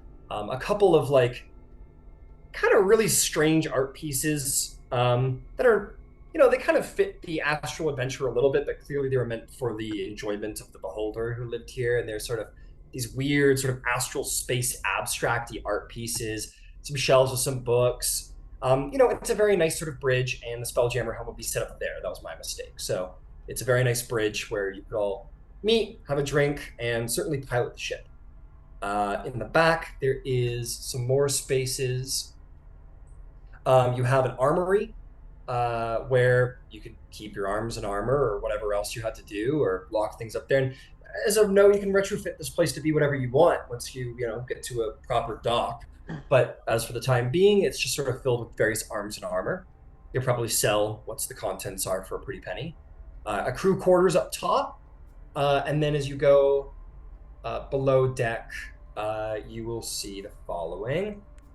There's storage over here that leads down into the actual belly of the ship where there is more storage space. There's a steerage over here, which is essentially meant to be like, or sorry, not a, yeah, steerage, which is essentially meant to be, oh, my mistake. I need to fix that up. So I made it look like a meal room. It's not. It's supposed to be like a nicer room, probably meant for like a nicer guest, like someone you intend to travel. It's a little unused, but you expect it's meant to like travel like a VIP guest for a little money. It's very popular work out here. I'll find myself into that. Absolutely. Yeah, I'm gonna retrofit it in a moment, but yes, it is. It's definitely like it's the like the presidential suite on the ship for sure. It's nicer than the captain's quarters. It's meant to be luxurious. The other two rooms are more crew quarters. The captain's quarter you expect is over here. Again, doesn't look like it's used much. Beholder don't really use beds, but there it is. And then there's a nice little galley. And last but not least is just generally the oh, come on, brain. The companion way. So this is where you take meals and hang out, play cards, play music, whatever. So that's your ship. That's your new ship that you will be hopefully flying out of here in one piece if Ed Jord is worth his weight in salt. Virad of the Rhaegar is there. He's just been kind of hanging out. He is there. I just couldn't find his mini in the bits. But yeah, he's just kind of hanging out at this point. All right, are you guys ready to exit? Try and find your way out. Okay, so Ed, here we go. So this ship is a little bit wider, a little bit bigger, not quite as dexterous as the damselfly, but it is a nice ship. You don't have the danger of having a couple ships following you up, but you do have the danger of leaving. Because keep in mind, there were ships floating around the exterior of the asteroid field. You expect, oh yeah, Ethrith.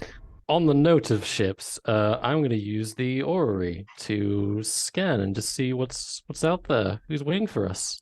There it is. You sort of, with the same proficiency that Mr. Voidlight had, perhaps learning over his shoulder all this time, or maybe even took a little something from him. You peer around, and the asteroid field is generally kind of like a globe. On the exterior, there is a number of the ships aren't so like focused in one area anymore. They're a lot more looser and sort of like all around the sides, with the same number of ships that were originally. If I'm not mistaken, I'm gonna say there's like 5 ships. So there's like 5 ships that are just kind of like buzzing around the outside, hoping to perhaps catch whoever it is on the exit. Gotcha. I like tap my foot twice as I've picked up in my memories and try to get Ed's attention. Eddie, if you're in the Spelljammer helm, you all know that you were taught by Lunar Bow that 2 stomps on the ship means like focus in on me because I have something to say. So if you wish, you can peer your little arcane eye and you'll see Etherith, and you'll kind of almost be like surprised to see him maybe because like I don't know, you don't know how smart this guy is, and he's just kind of like you see him like actively using the orrery with great skill. So he's just kind of surprised you don't. Yeah, go ahead. I'd say Etherith's way of doing it is almost like better than Varsh ever was. This is like a practice like person of magic, and so he's just like really is lit up pondering it. Yeah. So we'll say rather than Varsh's usual, like having the globe almost right in front of his face and kind of scanning through and kind of like looking like that, Etherith actually has it out in front of him, and the globe is actually floating in just above his hand, and the actual holographic imagery is like span even like wider around Etherith, and Etherith barely tilts his head around, and the actual Ori sort of like turns to Etherith rather than Etherith to the orb. It's just weird. You're just trying to gauge how smart this guy is, and it's weird. But anyway, you span in. You don't expect to see Etherith, but you do. And Etherith, you tap twice. You know that the Spelljammer, if he's listening, and he should be, is watching you right now. We are at a crossroads, dear Spelljammer. Yeah, what are our options out there? It's weird. It's weird talking to you, by the way. I'll get over it. I don't believe you can speak. Oh. This is just visual, if I'm not mistaken. And you would all know this. Yeah.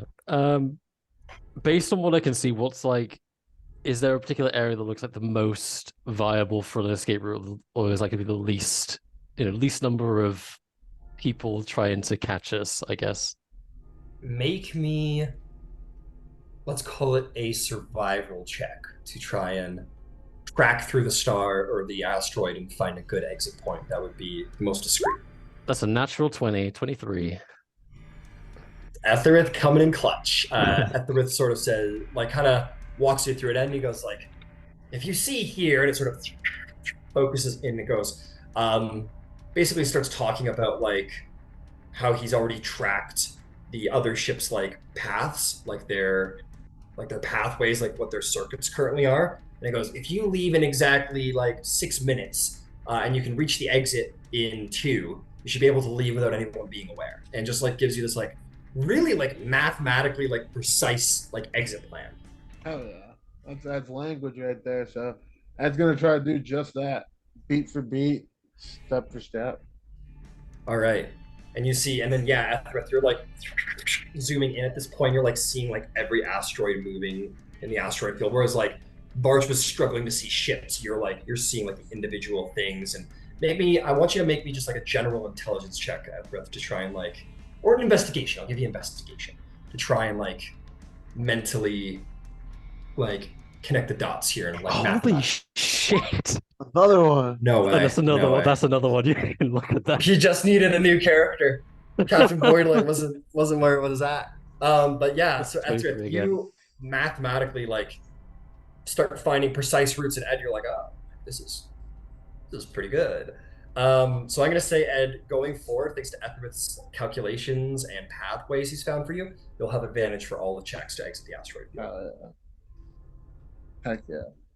All right, good job, Ethereth. Welcome to the crew. Incredible. Okay, you begin to sort of lift it up. Maybe you do a couple passes around the prison just to sort of feel the weight of the ship, let it tilt here and there. But eventually you point up at that point and prepare for your exit of the asteroid field. This feels like the right time to take a break before we get into the high drama of the exits. So let's take a break, and when we return, we will complete our exit, hopefully. What happened to Shoy, by the way? They said in chat they were gonna join him. They're They're here. here. They're Are they here? Oh wow, They're sorry, that's my muted. bad. Muted Shoy, though. hi, Shoy, how's it going? Can't hear Muted you. him. I'm so sorry. You're so muted right now. You're so muted. I'm There you sorry, are. I forgot my headphone has a separate mute button.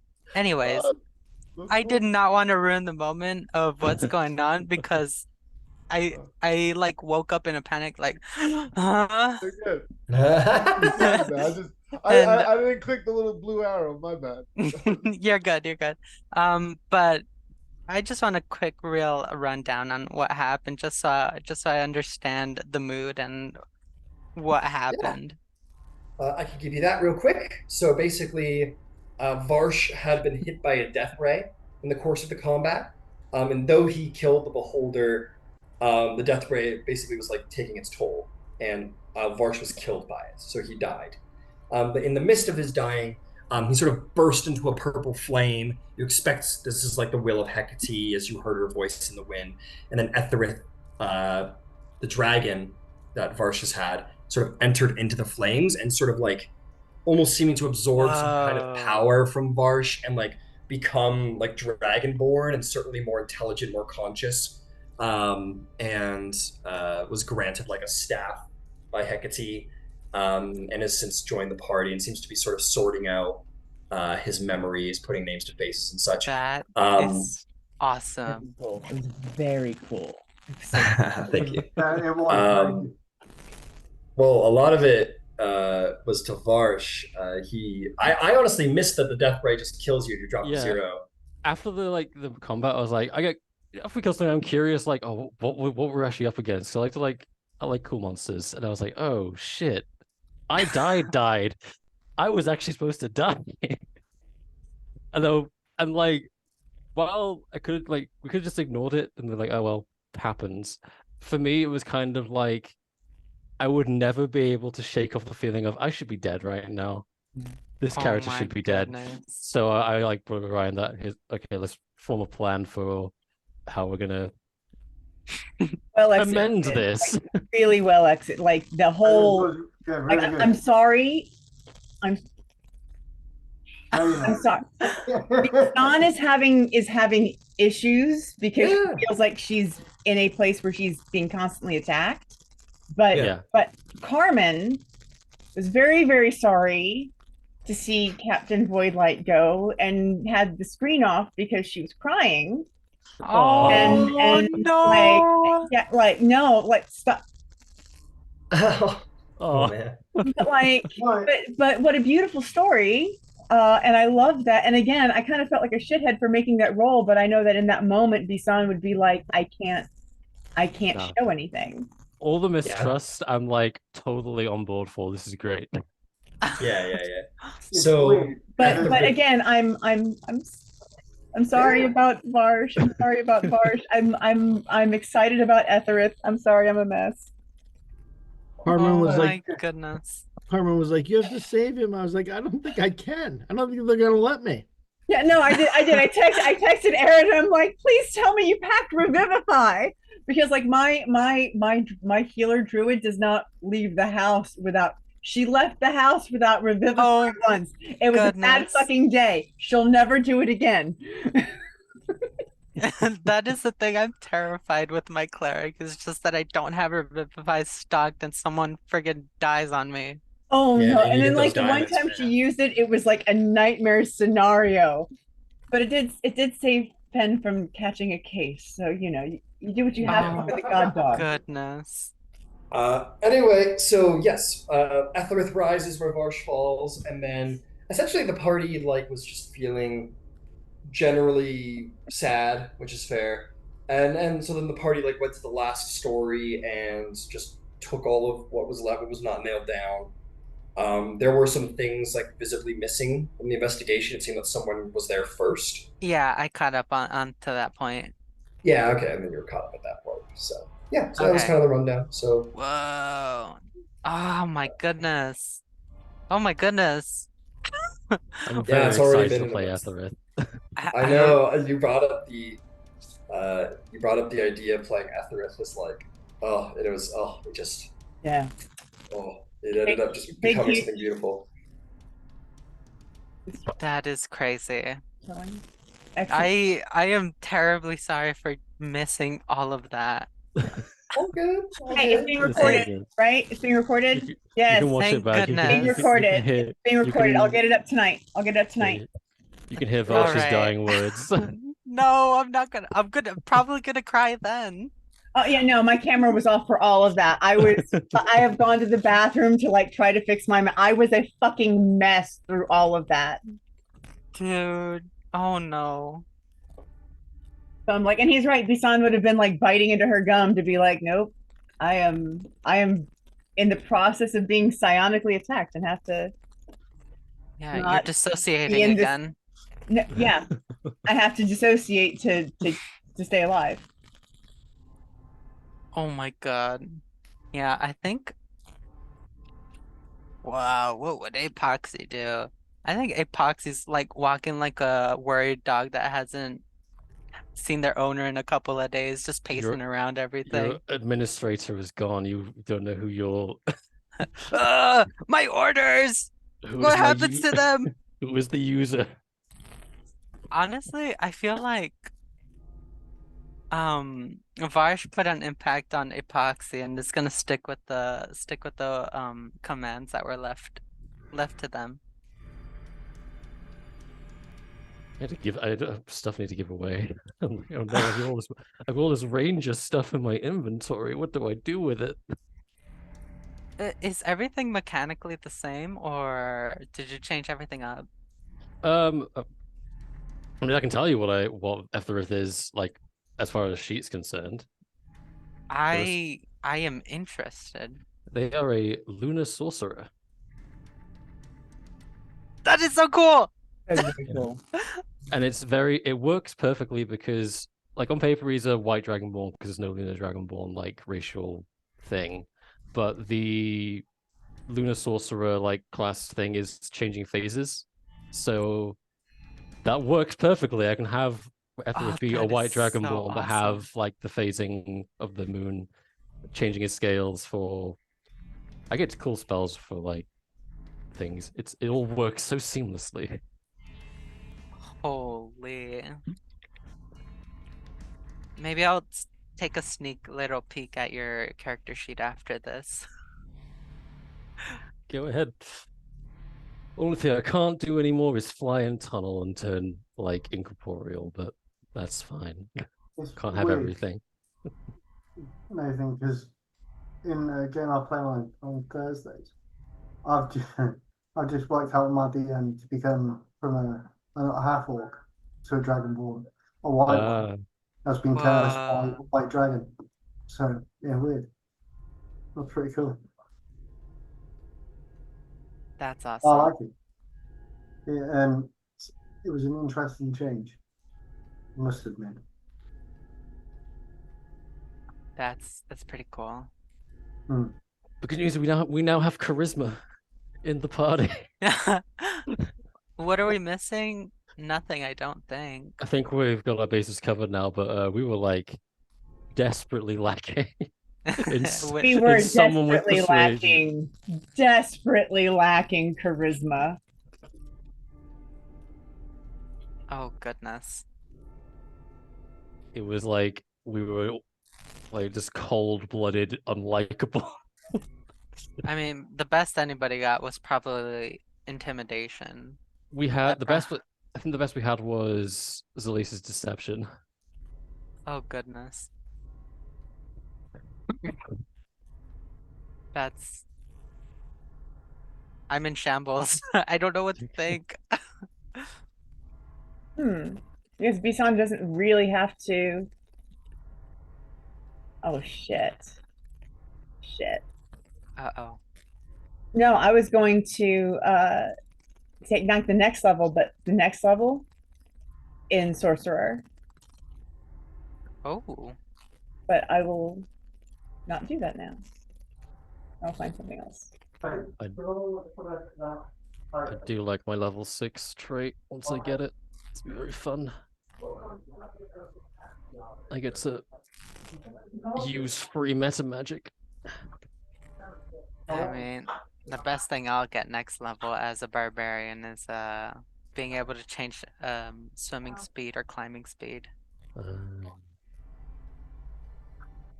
Which is alright, depending on our voyage, but I don't feel like it'd matter all too much. So I might take a level in fighter after this. Oh, the other thing is the staff. The staff is a thing. It's an item. Oh yeah, speaking of items, what was found or gotten? We haven't checked yet. Okay. Partly because I Because Varsh we have died. to, we have to split it with a certain character, but Vash is dead now. Oh goodness. No one even bothered to check. I mean, we can check, but we just need to get out. We need to get like safety first. Yeah. And we hadn't had any kinds of rest. Besides the Right. short rest we took before the beholder attacked, no. Okay. Awesome. So I'm still missing everything. Pretty much. I mean, I should be good. I should be good. you have rages left, surely. I have one more. Okay. Although if we do have no in the fight right now, it will be likely shit battle, so may not need Yeah. it. I can finally use my commander commander dies. Yeah. 'Cause I can't move. Can't believe that's the second time I've done double nat 20s in as many I sessions. know. Yeah, in 2 sessions. Blows my mind. Hecate is sending us signals. Oh, it's just like the question like after like giving these like really like super exact like predictions of where all the ships are going to move, and it sounds like he's like calculating it. Really, is just like reading the weave of fate as dictated by his Yeah, god. Hecate's just in your ear, like, tell them this, and it will all go well. Oh man. I mean, think about it. Varsh's last roll was two 20s. That was two Oh, sets of right. and then Etherith's Oh my first rolls God. were 2 sets of nat 20s. So you rolled 4 nat 20s in a row. Well, there is like a failed nature check in between them. Oh, that's right. Yeah. Fuck. I was gonna say that would have been not quite as insane, world-shattering odds, but close. pretty damn close. Woof. Well, I'm worried to see about the next bit. 'Cause I'm gonna miss Barsh. Mrs. Gruff, mildly disappointed. Who's He was stern, but he was also right. Now Etherith's going to be not quite so stern, Oh, mostly. goodness. Apart from the part where he's confronting Tarnak. It's like, oh, you failed to mention that one of your rivals is a beholder. That's some interesting information you didn't mention before. To be fair, I thought you were about to kill him at some point. It was Oh, a shoot. fair question. It really was a fair question, I thought. I considered it, but I was like, maybe not as like a first impression to start killing someone after just attained like That would have been a like statement. pseudo Yeah, sentience. I was gonna say Immediately tries to kill someone. It's an Like, you don't try to effective kill first me. statement. Yeah, definitely a personal statement. Like, here's what I am, here's what I'm about. All You're right. right. So, real quick, I was gonna propose that ever took the papers, I was gonna suggest like Lorati, but I don't know if that correlates in any way. Probably unlikely. Possible, but unlikely. Yeah, I thought so. Okay. Yeah. Your ship takes off. Oh, this thing looks kind of like a robin or something. I just noticed. Yeah. It's Like kind of like a bird. sparrow. Almost like a I think it's pretty. shrike, if you will. Yes. Oh, is that what it is? Oh. Is that a bird? I'm sorry. Yeah. Shrike is a bird. I don't mean to be bird stupid. That's okay. Um, Brendan Lee Mulligan won't be ashamed. Well, and But I think the ship is very pretty. I can And- I think so identify too. that bird. and if you don't know, shrikes are known for impaling their prey. So But Oh, is that so? oh God, why It is it is. the two front people are like, yes, we will impale our prey on our ship. I mean, Oh! this is a pretty deadly ship as far It's as a like, ramming ship. yeah, Right? it's a little birdie. I need some coffee. And Bison's by the mangonel, right? There's a mangonel up here. they're in the There's not a mango. Megano. There are 3 ballistas. I can't launch myself. Fine. No, you can't launch yourself. I'm sorry. You're gonna have to get rid of this bitch soon. But hey, there's a main deck. You could always swap out your one of your ballistas for a mangonel if you want, right? You can modify Yeah, your this ship. is why I like this one more. It's set up like more traditional ships, and you can have like a little chilling area. We can smack there's a lot of something with deck those space. giant ass oars. You know, all we had to do was trade a captain for it. The people who fix things should take the mangonel from the old ship and put one back here because it has better range. Oh, mangonel's fucked, dude. Mangonel's fucked. The mangonel's Because fucked. that sits right in the middle of the ship, and this thing went right through the middle of the ship. Were we able to get the quadrige? Uh, Oh goodness. yeah, you're able to. Oh thank gosh. Fine. So we'll say one of these ballistas is installed with a quadrige. Which one would you wish for that to be, Ed? It is your quadrige after all, and it's your ship captain. I mean, Jordan. Ed would have really given like a, I don't know, dude, figure it out kind of answer. But whichever one's closest to the helm. Okay, so the helm sits right at the, oh man, bow. Ooh. Oh gosh. I hate ship directions, man. Who decided this was a good idea to just give them random Because- fucking names? Right. People always want to feel cool, so boat guys wanted to feel cool, so they changed the name in front and back and shit. Bow is the Yeah. front, stern is the rear. The worst is starboard because the Yeah, stars what are the on the left. fuck? Because You the forgot stars about are on the that. left. What the fuck does that mean? How can the stars be on the left? Yeah, right? Just turn the ship around, now they're on the fucking right. That said, I love being on boats, and I'm constantly recruiting boat guy friends, so I should talk to Cool. them. The bow. So there it is, because I looked it up on the internet. The helm sits just beneath the bow, the front of the ship. So you install it to the front ballista. The bow over last the forecastle, as it is called. All right. Now that we're done with that shit, let's get out of here. Okay, Mr. Jord, it's time to do this again. Let's see how well you crash. No. Enjoy your advantages. Yeah, with advantages. After doing a Tony Stark shit. Yeah, definitely doing Tony Stark shit in the front. Absolutely. Let's fucking go! Come on. As if man. this hasn't been a tense enough day, let's make it more tense. Ed Jordan, you've got this ship. I am going to say that this ship is sitting at a healthy 200 hit points, so it's still got 50 down. All right.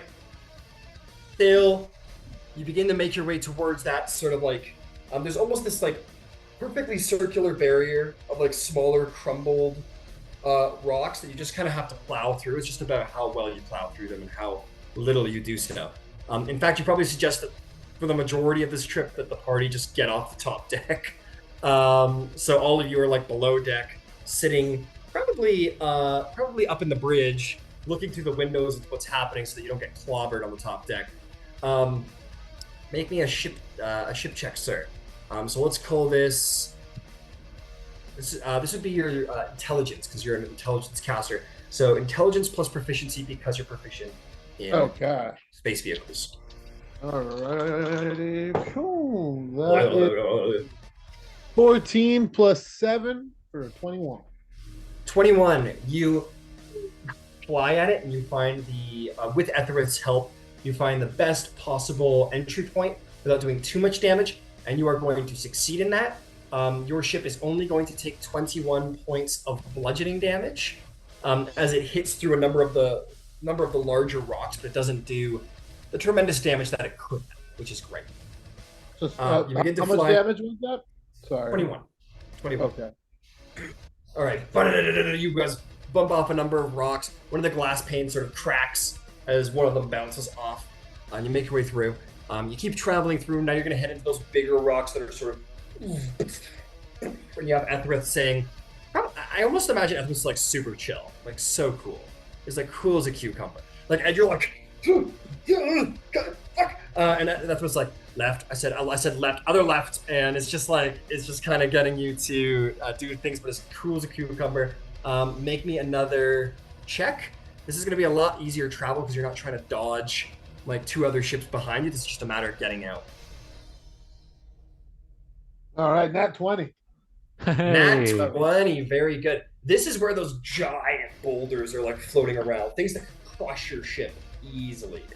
But you instead, like, you see two of them coming together over here, and there's another one that's just like getting right in the way, and you're like, fuck it. And you steer and you fly right between those two rocks as they're coming in. You just, as they're about to fly in, one of these rocks flies right in the way, and you guys are like, we're gonna crash. And it's like, you forget, we're on a Shrike ship. And you fly into it, and you actually like destroy the rock as you pierce it with the front nose, and just destroy the rock into smithereens, and fly through before those two rocks collide. And you get through that little point there. And maybe Ed, you're like, yeah, what? Because Etherith maybe suggested it. Was like, do it, just do it, just do it, just do it, just do it. And you're like, okay. And then you smash through, and you're like, this thing's pretty good on the crunch in the front. I'm gonna give you minimum damage again. It's 35. It's still a bit of damage, but it could have been tremendously worse. Okay, you get through that middle portion, and Etherith sort of shortcuts you through because you had to go through giant boulders.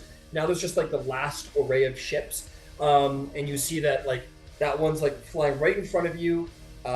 It's like flying right in your pathway out, and Etherith's telling you to go right at it.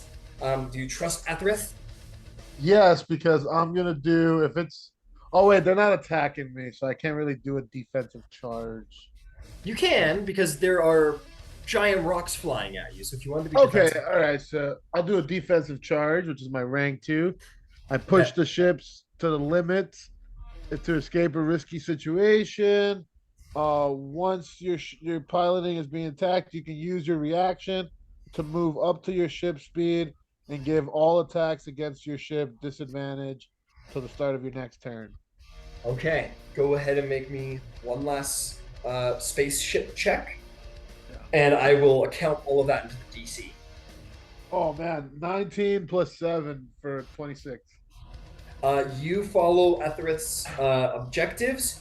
He tells you to push through, and as that ship's sort of flying away, you like forth. And you sort of, the ship kind of on the way out a little bit, but none of the rocks that you hit actually beat your damage threshold, I'm going to say. And as you come out, peeling up the other side, it's not going to actually damage your ship in any way. Maybe just some visible damage, but you like fold in the wings and you crash through this one stone and sort of spin out as all of this rock dust for you, and you exit right out without any issue. That was because I'll tell you what, when you entered the asteroid field, I was like, there's only going to be like 3 levels of asteroid field you need to go through, but you were twisting and turning with all of the other ships, and it was awesome. This one, you're just trying to exit. You're trying to exit stealthily. So as you exit and the ship is flying away, Ethric assures you this is the safest way to exit without being attacked. I need you to make me one last check. Make me a dexterity, or you know what? I'm going to call it a stealth check. I'm going to give you advantage because of Etherith and your proficiency with the space vehicle. Make me a stealth check, Ed. If you're wearing armor that would give you disadvantage, don't worry about that. All right. That is another nat 20. Yay! Whoa! You zoom out, sort of flying away, and then you just kind of like stop moving the ship with any large amount of power. You just kind of let it sort of drift in that direction. The ship sort of, I'm going to say the ship was, what kind of ship was it? I'm going to say it's like a lamprey ship, which essentially looks like, just so you know what I'm talking about, it essentially looks kind of like a squid in a way, but not like with the tentacles forward, but they're back. You might have seen them. Sort of like whizzes around suspiciously, and you just kind of like drift through space. You tell everyone to douse the candles. They do. You all sit in the black of space, and the ship just sort of turns around and flutters back into its original flight pattern, and you just sort of drift away, ever so slowly. It's almost painfully slow. But once you hit that mile, you flutter the wings out, and you enter into cruise speed and escape from the scene. You may have lost Captain Voidlight, but you have gained a great deal of treasure on these travels. It is but left to get back to the Rock of Brawl and sell them and make your wage, sirs and madams. You've done it. I'm gonna go ahead and get a sentry's rest while we're doing this before we get back. All right. You definitely get like a hurrah, like a yeah, from like Captain Tarnak and Axebeard and Celine. They all sort of celebrate your skill behind the wheel, Ed. Everyone's very impressed. And as you enter into cruise speed, Celine offers to take the seat, so you can kind of like go chill after that tense moment.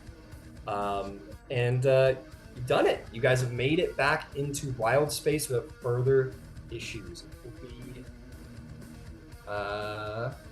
let's see here. How long is it going to be to get back? As a reminder, it's going to be tutorials. It's going to be 16 days getting back. We can always fast forward that if you please. But you fly back, leaving the Dawn's Return in the middle of an asteroid field. Treasure taken. And got some time to fly back. Nikotha is only 2 days. So if you wanted to try and make port there, you could. So I think before we make any port, so the next day or that same day, I'm gonna go and grab the sword that I took from the prison and go and find the song and see what she thinks of it.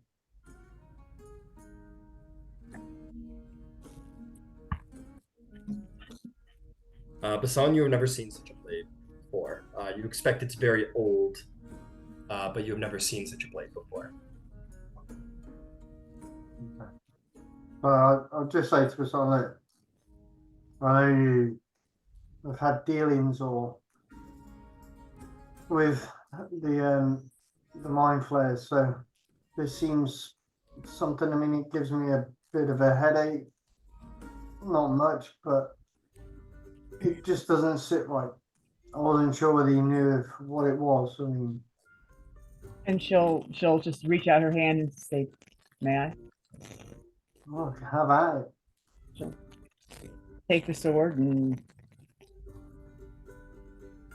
see if she can see what he means about the headache. As you hold it in your hand, it's similar for you, where it's just like you feel like it almost like slightly is in your head, and it's like a mild headache as you like hold the blade in your hand. Can I work with it a little bit? What was that? Can I work with it a little bit? A couple forms? You start swinging it around, and it's like it's difficult to swing around. It's like like it's hard to focus. Like you're swinging it around, you're swinging the blade around. It works like a great sword, and you work through some. You know, you're more of a, and you're a dex person, so this is like you're very like, ugh, ugh, and it like hurts your head. It's hard to focus. It's not like you could if you really wanted to. You wouldn't get any disadvantages, but it's uncomfortable. Like it's not. It doesn't feel good to be wielding.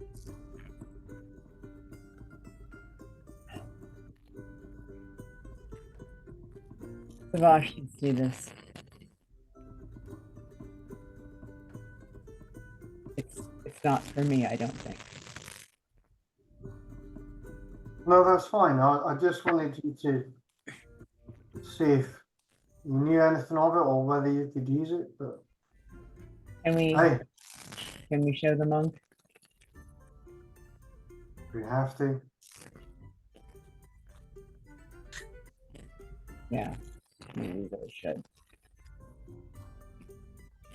I really don't know whether I can be doing with him, but come on. Yep. And they will go to find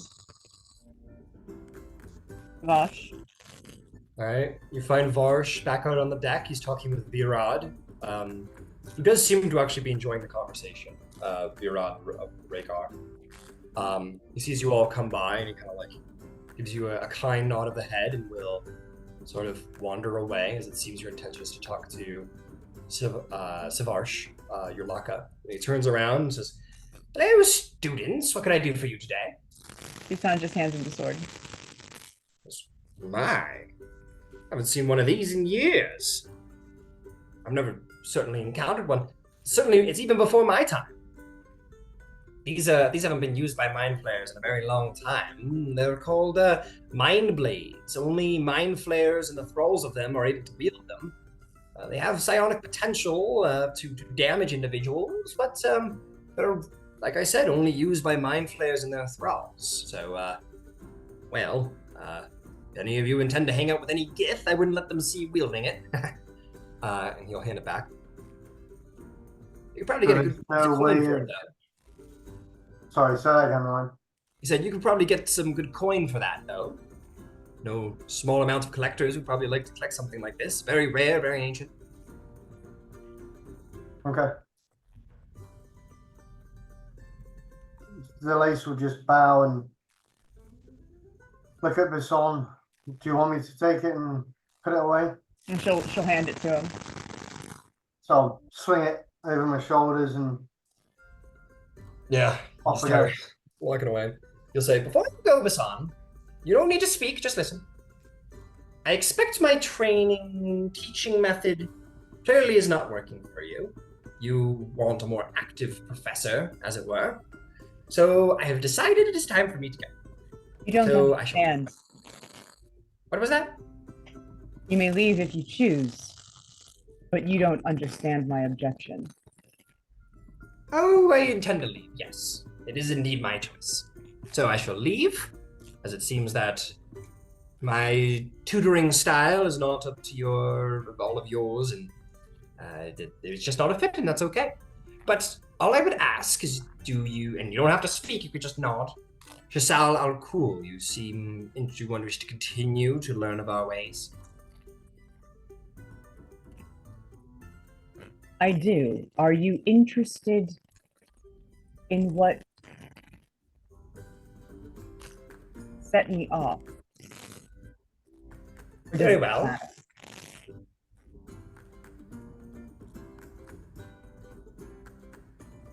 Sparring has boundaries. Two people agree, yes?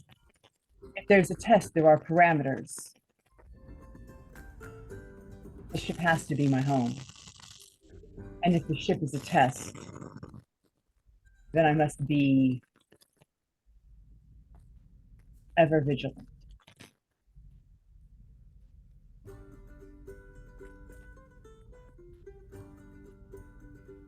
And?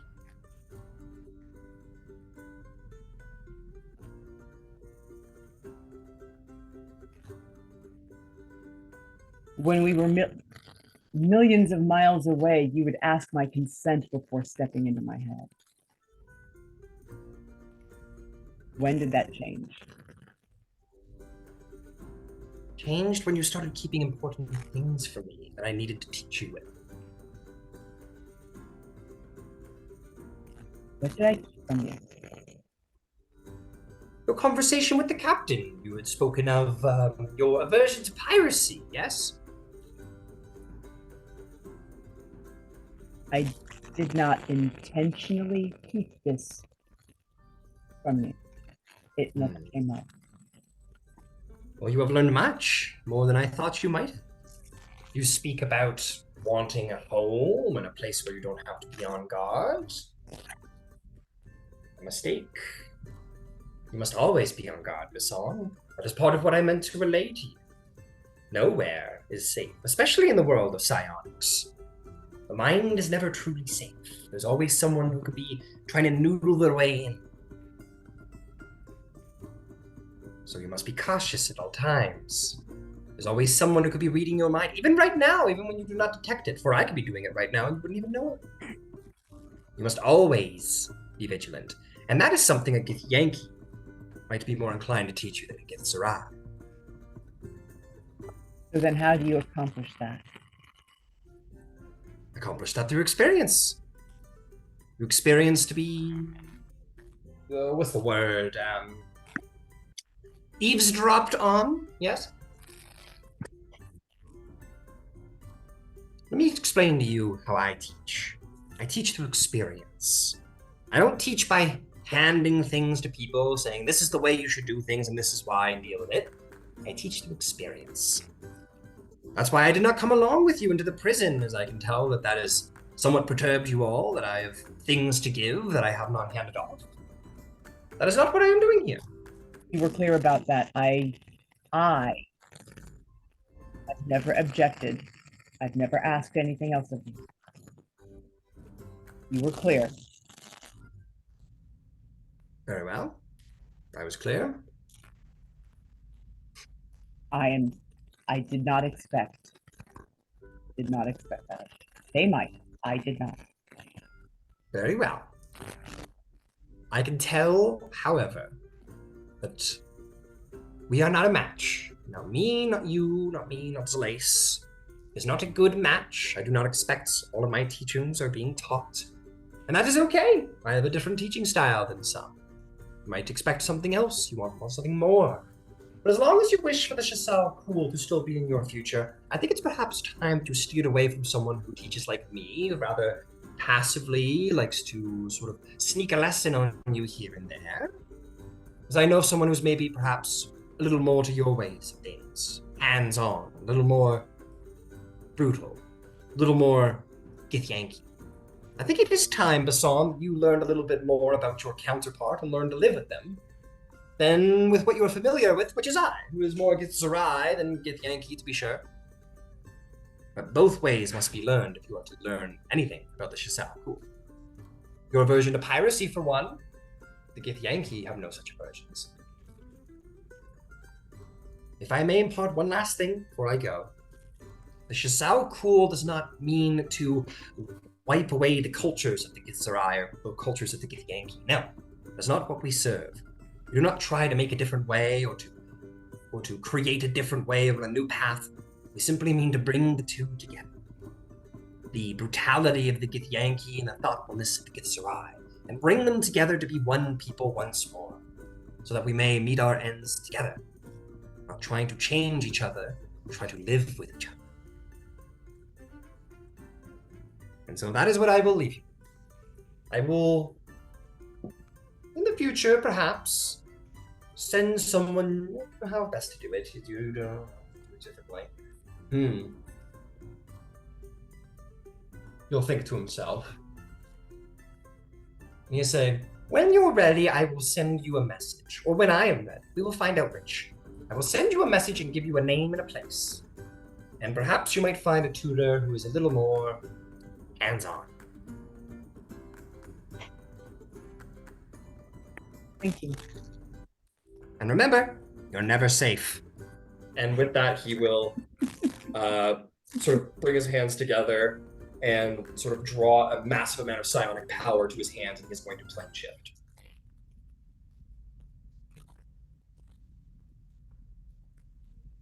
I suppose I'll go tell everyone that we are without a teacher now.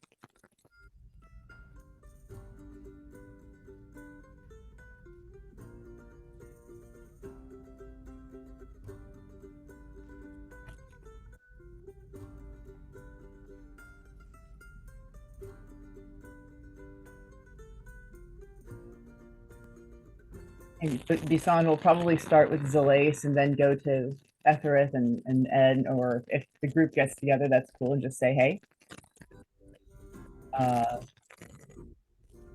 it wasn't working out. But Yeah, I think we need to have a group conversation at some point anyway. I agree. But before that happens, could Ed find Rhaegar somewhere? Very easily so, yeah. He's on the main deck. Probably like looking off at the star. Or you know what, honestly? He's probably like looking up at the stars, leaning against the backboard, kind of like twirling his trident in his hand, kind of boredly.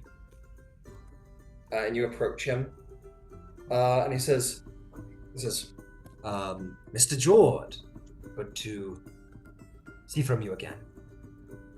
Absolutely. I just want to give you a bit of a thank you. You know, I think if we hadn't found you, and none of us would have gone out. So whatever it is you're gonna do now, you know. No thanks are required, Mr. Jord. I told your captain I would keep him safe, and he died, and that is on me. But that is part of valor, failure, recognizing that you've lost, that you've failed, and to keep pushing forward. Well, I should be thanking all of you. You rescued me from, I don't know, probably 100 years of imprisonment. I suppose we're even in that regard, but as far as Captain Varsh goes, well, it's any consideration. He in his final days there, I was a bit of a focal point to him. See, I had told, and you seem like someone that can handle this information. So I Captain Varsh was aware that my father, my brother, and I, we developed a weapon that's it shouldn't exist, and currently it's being pursued by the worst of the worst. Because of this, keeping me alive and ensuring I found my brother was a big deal to Captain Varsh.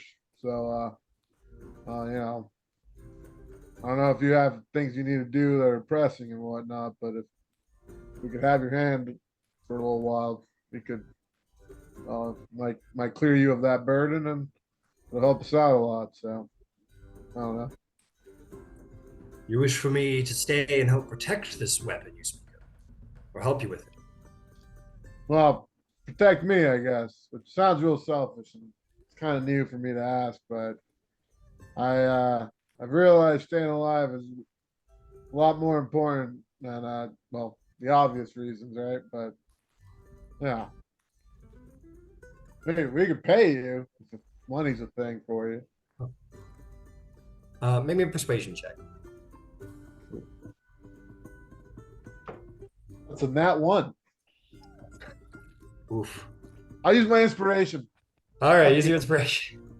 Yeah, because this is a top quality recruit right here. That's a 9. 9. He says, "Thank you for the offer aboard your ship. However, I think it's due time that I return to Yizgard.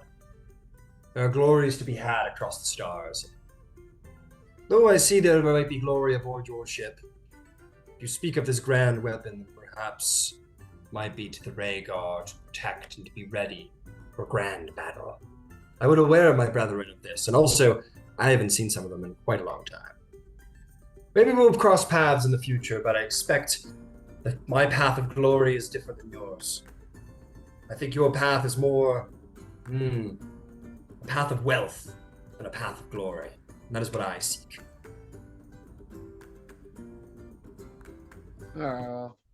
Figured worth asking. Hey, Case, do you want to ride? Can we get you there? He says, "No, Edyord. It's been some time since I've floated amongst the stars." He will stand up on the banister, the protective gate, and sort of like look out at the stars and turn around to you and says, "It's been good knowing all of you. Perhaps, if fate will have it, our paths will cross again. May Odin grant you the wisdom of your forefathers." And he will just sort of do the fucking fall back off the side of the ship and just sort of hit the side of the gravity plane and just vanish off into wild space. That went great. And go to the others. Sorry, 9 is not gonna get you a celestial. I'm sorry to say. Good try, Ed. Good try. Worth a shot. Shot.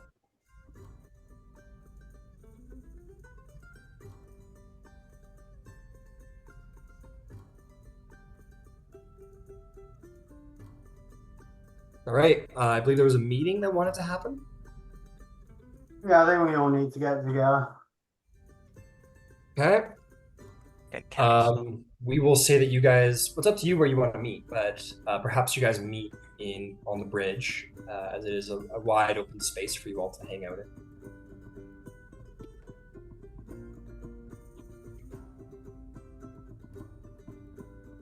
Are you included? I guess I should say, are you excluding anybody from this meeting? No. I would say it would be all crew that we had. Yeah. All right, I'll start tossing people inside.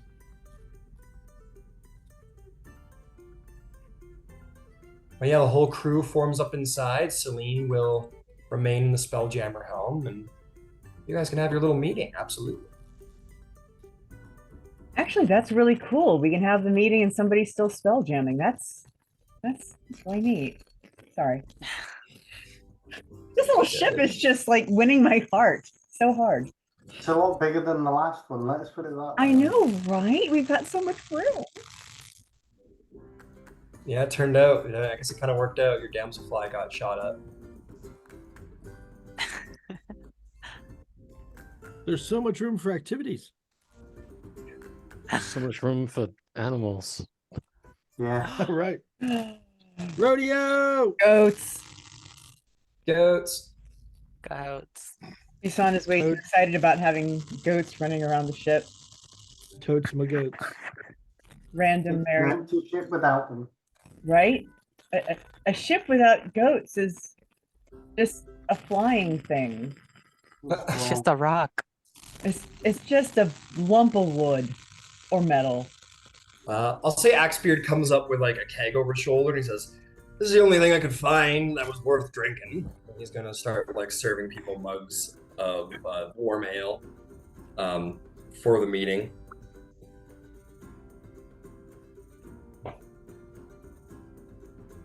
After you get yours, you can look into it, and you know you could super cool it in a moment if you wanted to. So like look at it, consider it, then like just kind of set it aside. All right, fair enough. All right, everyone's gathered. Karnak's looking a little like a chaplain. He's probably very much aware that he was charmed a little while ago at this point. He's like looking a little awkward about it. I don't know actually whether Tarek would be there because it's not. Or maybe. You said the crew is on the ship. And we He have works on the everybody. ship, It's fine. Yeah, I did. Yeah. but you could exclude him too. No, Hey, get out, man! You're not part of this. Charm him and then exclude him. That seems a little cool. yeah. That seems neat. I'm the fucking client. Just be good. He's gonna leave a terrible review. Yeah, I'm gonna give you guys a shit review on Yelp. Well, everybody's got the drink and what have you. Well, before we start deciding on whatever's going to happen,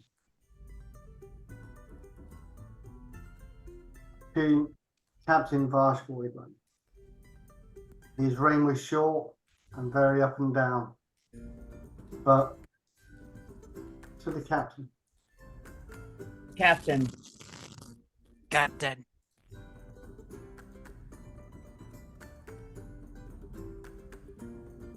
The captain. Me. I don't know whether anybody else has got anything they want to say, but now's the time. Let's get it done. he was a man who was, or he was an individual who deeply committed to protecting this crew. I've phoned with a lot of individuals. That kind of loyalty, I think, is, it might not be from God, but it's still a blessing. And she's probably going to start to tear up when she says, I missed you.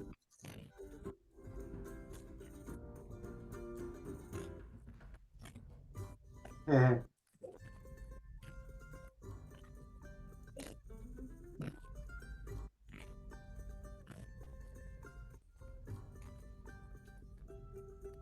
Anybody else want to say anything?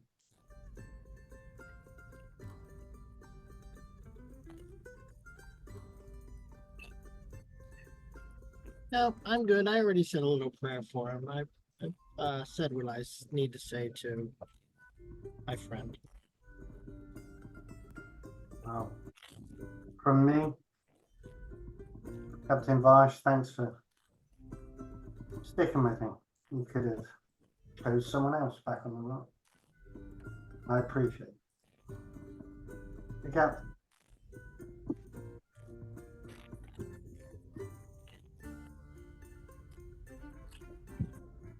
So, I suppose our next question is, what do we do now? I think we've got a port coming up in a couple of days. Do we just get rid of our wares there and see what we need to do and make our decisions from there? I have an idea. I was thinking about a conversation that Captain Voidlight and I had. He was worried about another job that we had heard about, a divination. We would, something is attacking a people, and we would win the boon of these people, and they worship a goddess who could do a divination for us. I think we should at least consider that, as I know that Captain was considering it. The idea being that we do this job, we earn the divination, and we find out where Ed's brother is. Captain Harnack will say, I don't mean to be getting in the way too much, but one job first. I mean, we've all retrieved the goods, and now it's going to be my part to hold up my end of the bargain. I have my best contacts on the Rock of Brawl, get the best prices for some of these things in the Rock of Brawl. I don't want to stay on this ship for too long. No offense, but it's getting a little tense around here. I assumed we were going to the Rock of Brawl first. Very good. And I'm satisfied. Should only take me, I've already got buyers set up. Should only take me 2 or 3 days to get everything sold. So the rock it is then. Everybody okay with that? Anybody else want to do something else? Or should we get to the rock, get the money, and just make our decisions in the club? Yeah, I mean, I could use a little time in the rock, but other than that, I'm ready for the next adventure. Hey, Okay. I mean, sorry, Ed, Mr. George, sir. Now let's talk about this. And Ed's gonna look at the NPC crew members. I need the room with, and he's gonna point to the party members. It's no offense intended, but if you take it, I understand. I'll clear it up with you in a bit, but we need the room. Axebeard kind of just goes, all right, without too much argument. He just kind of like makes his way downstairs into the hall. Captain Tarnak, we'll get to him in a minute. Celine will just trade off with you, Ed, and she's gonna go head to bed. She doesn't seem to have too much of a problem with that. The captain says, before I go, I just want to put one thing there. We've all served on ships, so I'm going to be very plain. Clearly, you all don't trust me, and frankly, I don't trust all of you. So I propose this, and he's going to put two what are essentially padlocks on the table, and with sets of keys on them. And he says, if you have a lock of your own, by all means, but why don't we put two locks in the cargo hold, one where I hold the key and one where you all hold the keys, so no one can get in without both groups' consents, and no one has to worry about any treasure being taken. Oh, wasn't aware there was two groups. Yeah. Well, there's me, and there's all of you. I'll And go if put them on if you want. Yeah, I'll take the locks. I'll go put them on. Okay. If you have a lock of your own, feel free, but I've got one of mine that I could be willing to loan you. So, and he'll go, all right, well, I'm going to go lock up, or I can wait and do that, but I'm going to step out on the main deck. Or no, he said, I'm going to go step near the cargo hold, just keep an eye on things. And he's going to go saunter off down to the cargo hold, and he's just going to kind of keep an eye on it. Sorry, I may have missed that. Did he leave the locks and keys? He would have left one of the sets for you all to use, and he would have taken his own. And then he would have head downstairs to put his own lock on it, and then you guys can put your lock on it whenever you feel like you want it. I was just gonna try and do some shenanigans, but doesn't matter. Yeah, he takes them out from his pocket. He's got them in his hand. He's like, all right, here's one for you. This is for me. And then he kind of walks away with his lock and his key. Yeah. Okay. Okay, so that's all. You just wanted to put that out there. And now the room is only filled with the party. I'm missing a person or two. Something I wanted to say in regards to Captain Varsh, but thought it was only right for the ears present to hear, since we all went through it. Well, in a way, flattered. I can't be captain because I am compromised in all my decisions. And that there's only one thing that matters to me right now. Staying alive, finding my brother, and making sure the prophet, whatever his name is dies, doesn't get what he wants, which is, it's activated by symbols on my body. It's time you all knew this. Some of you, well, one of you knows now. The other one that did died. When me and my brother and my father built, it was something for the war that, well, I only know what I needed to know about it for security purposes, but I knew enough to say that in the hands of someone like the Prophet, everything's in danger. Everyone's in danger. This we're talking world-ending capabilities here. Now I know this crew started just they make a living, and that's fine. I serve no judgment. None of you have to help me. Some of you wanted to, and well, wanted you all to consider that Varsh dedicated the rest of his life to helping me, and look what that got him. Like Varsh, many others have died. It's starting to weigh heavy on me. I don't know if I want to add more to it, but clearly just I'm Ed Yord, so I don't have much influence. I don't carry well with words. Well, it's just I wanted you all to know that there's a reason. I, I if you're gonna be a captain, you need to not be compromised. And well, this is where I stand on that. So that's it.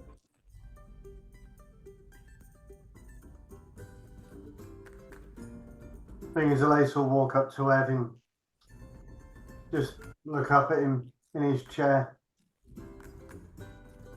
I'm sorry, Ed. I thought you might just be the best guy, but I understand. And do you know what? I want to help. I'm going to help you.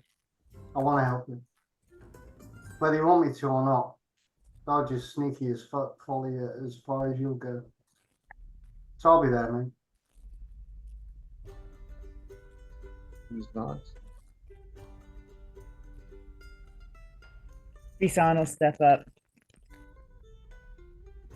and say,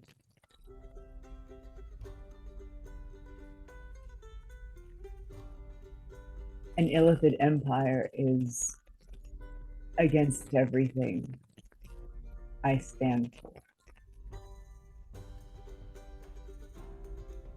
Finding the Prophet and ending him is the most important thing. And if finding your brother will frustrate his plans, then finding your brother is my first objective. And she'll smile. So whether you're captain or not, it's what we're doing. It's what we're doing, and she'll look at the others. Yeah, Chaplain will walk over and he'll say, just now you spoke of having a purpose and of things weighing heavily on you. And I too have a purpose. And my purpose is to make sure that things that weigh heavily don't weigh quite as heavily. So I'll be here. Foxy will start walking up there, stand by his side. I'm quite literally made to protect the people, and failing to do so for Varsh weighs heavily on me. I will not have that same mistake happen again. Ed nods. He's just a little bit overwhelmed. Etherith will. I mean, Etherith's been watching this with like kind of almost disturbingly rapt attention, as if like very, very engrossed in what's being said. And he raises his hand. It's bidden to me to follow your thread of fate specifically, Mr. Jordan. So, in my view, having you be captain is almost a natural progression. I will follow wherever you go, regardless of your decisions. It is what my lady desires. I'm still trying to figure out what that means because, well, Barsh expressed similar things, but it's worked in our favor, for better or worse. So I'm trusting in your lady as well, at the roof. This is a sort of half bow. So, All sorry. why don't you go ahead? Uh, thank you for hearing me out. It feels a lot better. Everyone knows, and well, yeah, it's my father's thinking was I hold one key, my brother holds the other. The least we knew, the more split we would be. That way, won't get into the wrong hands. But I used to think my father knew everything, and I don't think he accounted for his fate. So, but yeah, once we regroup at the Rock of Brawl, I suppose we're all in agreement. We'll know where we're going next. We got we should just another thing to think about is that this was our first job as a crew, and well, I don't think it was our best yet. And while it's no one's fault, it we've got a few people out there we should probably make feel more assured they're in right hands.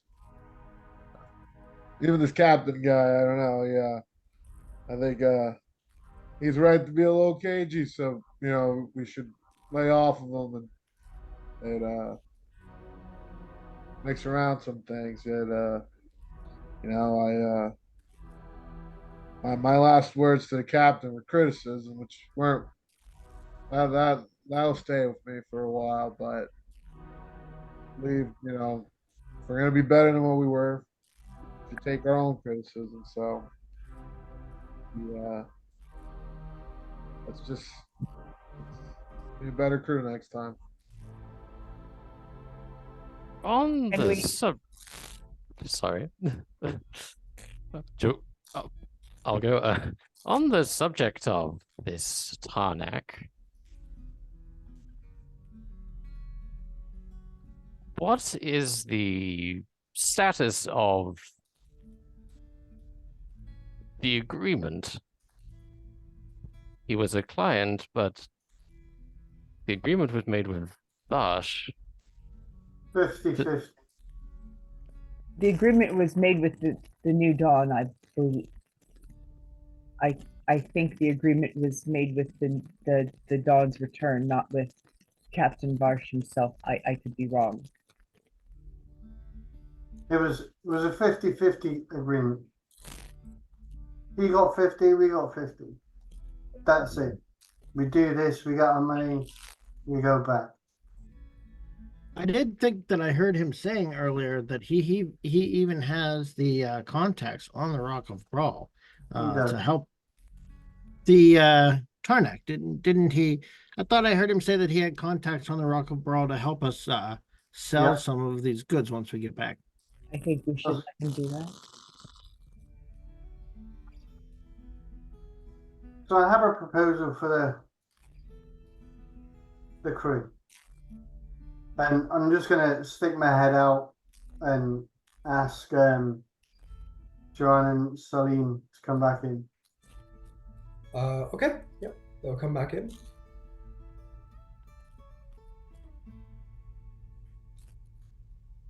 Yep. They both wander on in, and they look a little like.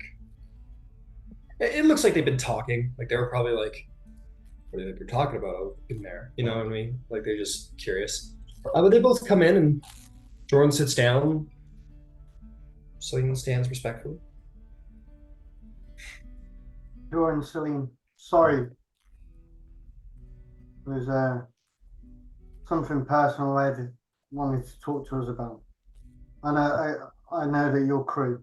So as part of this, I know Jordan, wanting to leave. And it's going to be a shame to have you leave if that's what you decide to do. But we'd very much, as a crew, want to stick together. Same with you, Celine. You've proved very, very useful. So there's two options. We can either captain this ship as one, or we ask the man that's most experienced, John, to captain the ship. He looks dumbfounded. You want me to captain?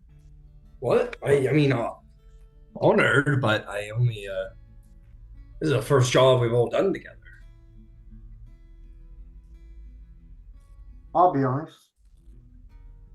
I've no clue. I've been on a ship of captaining. I've only been on this journey for a little while. I can't captain. Unless we either all do it together as a crew, as a team, or we have the most experienced person, which is you. Zelace, I don't mean to sort of kill the mood as such, but this fellow doesn't have any stake in. Kind of glance over at Ed in the matter. And as far as dealing with the prophet, that is a, dare I say, non-profit endeavor. But then that's his choice. But he is the most experienced. That may be, but he's only known us a day. He'd go after someone for free. No, but everything that we do, we'll share. They're worthy crew members. They're good crew members. You remember, after you've just turned into a being. You were a dragon. And I may have only recently acquired the ability to walk on two legs, but I've been here. I remember everything from the moment I hatched. And I get that. But we still need to get to know you. And we did have a chat earlier, and that's fine. I understand. It was just a thought. It doesn't have to be that way. Well, in any case here, it's good that we have Saloon and Doran here. Let's elect one right now. You know? And you guys, I don't know if there's any seriousness, but you mentioned my name, so my name's there, and we want to vote on it. I'll take the duties now that you know what's at stake. So should we tell? So I'm gonna mess this up. So Celine, her name's Celine. Yeah. Celine and Joran, but we would have you with us if you would be with us. You've been helpful, and we are grateful. I would like Zelace took the lead, and then Basan came in the end. I'd like both of you to roll me persuasion checks, or one may do so at advantage.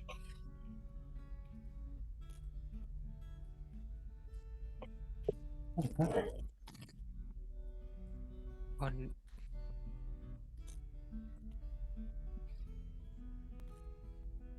Muted. Muted. Sorry. You Basan want advantage? rolled a nat 20. All right. Man, What'd you get? what's going What'd you around get, today? Zelace? Yeah. 12. 13. 13. You say, yeah, Basan definitely, or excuse me, Jordan definitely had like doubts as you were bringing it up. Zelace, he's like, I don't know. And Basan kind of like comes in and hits the nail on the head. Celine says, "Well, things have been really interesting so far, and um, I'm, I'm happy to continue. I don't see a reason why not. You all pay me fairly, and I don't know. As long as things around here remain, I don't know, nobody's at each other's throats or anything. As long as there's like a good quartermaster to make sure everything runs well." And she kind of like looks at Joran. Joran kind of was like, he goes, "All right, well, but listen here, I don't know about being a captain. It sounds like you have some grand adventure you want to undertake. I'm not. It sounds like you want someone who's invested in what you're invested in. You should hold out for that. So maybe take me on as your quartermaster, and I'll ensure that whatever captain comes about, that you'll be treated fairly by him. And maybe we find somebody who's more aligned with your goals, and I can just make sure you're all taken care of. How's that sound?" Well, that's what I was thinking. I was also thinking we should get you maybe a mace and a shield. That's just other ideas.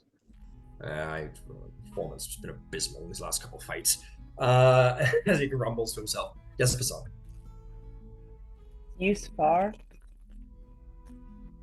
I mean, any good warrior does.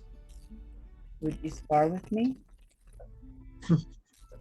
Please? Yeah, he looks at you, and in his eyes, you see like a chibi Bassan who's like, "Can we play fight?" He's like, "Oh," and then this old dwarf is like, "All right, guy, we can spar."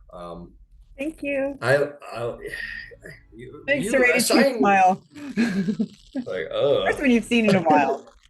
He's accidentally adopted a small family of misfits. And he goes, "Oh, all right." He goes, "All right. I don't know about no captain business, but I mean, listen, if you're looking for a captain, you should do it from yourselves and pick someone who you think is going to lead you to what you want. You know? So I can go out and try and find someone like that for you. I have lots of contacts.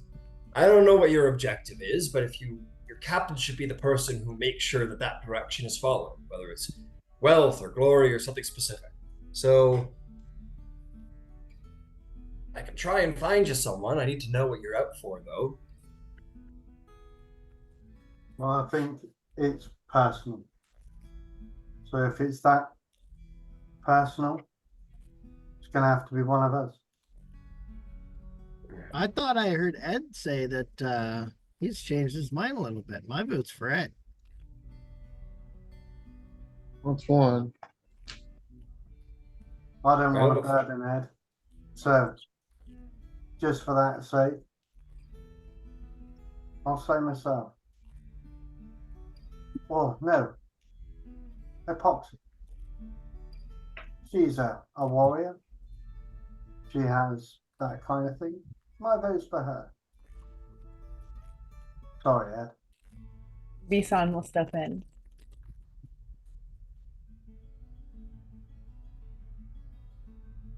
Epoxy is a wonderful warrior.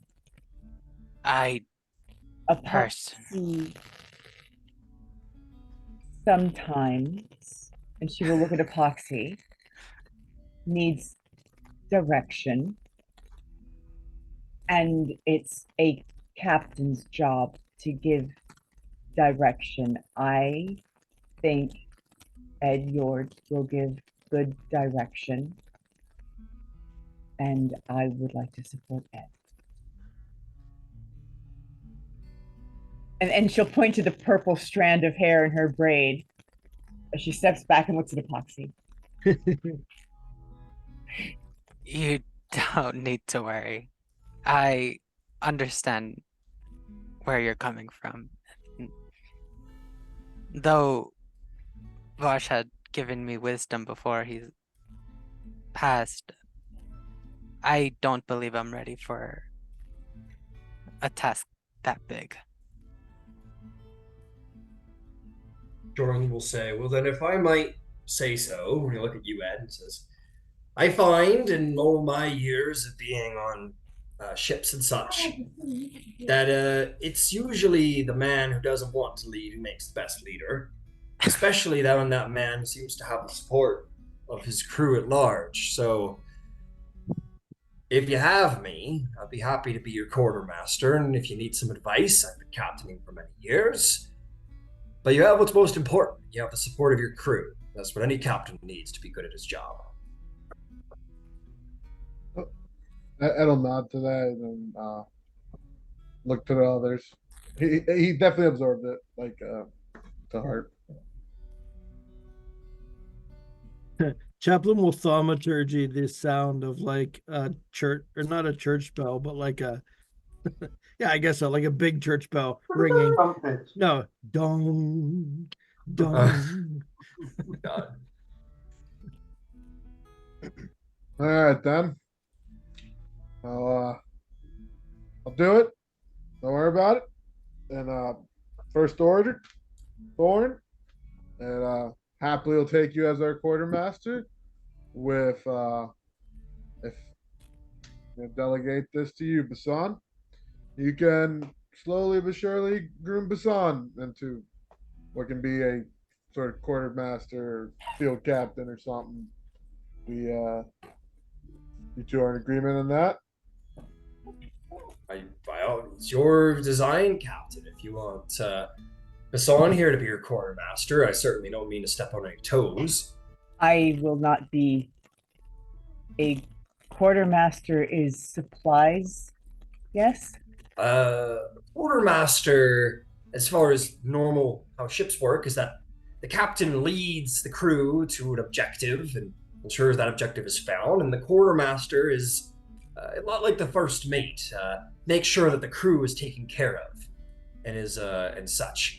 So, a bit of both. Yes, maintains the records and such like that, and keeps the books and ensures the cargo's all where it's supposed to go. But and is supposedly the right hand man of the captain, but and would take command if anything should befall the captain, but ensures most primarily that he is a voice for the rest of the crew to the captain. I would like to learn from you. Ethrith? Ethrith kind of like listens to this, like steps forward and say, well, I would like to offer up the potential option of having me take on such a role. If the captain would allow me. Sure. Train them both. Right. I'm gonna delegate a lot, and I'll be transparent here. I trust you, Ethereth. Your lady, not so much, but she has been in our favor, and I hope you can understand that and take no offense to that. Oh, none taken. My lady is capricious and whimsical. It's hard to trust someone who is unpredictable, even if she herself can predict many things. So, for the rest of us, in a fight, Apoxy, if the San tells you no, it's a no. Consider that our front line. Zalace, you and Basan have a special connection, so I trust you two to use that when it comes to that. Chaplain, no one tells you no. So in a way, I'm just gonna say trust you. You know, hopefully soon you'll have someone working under you as well, because we're gonna need more healers in general. Please don't prank the ship's guns, please.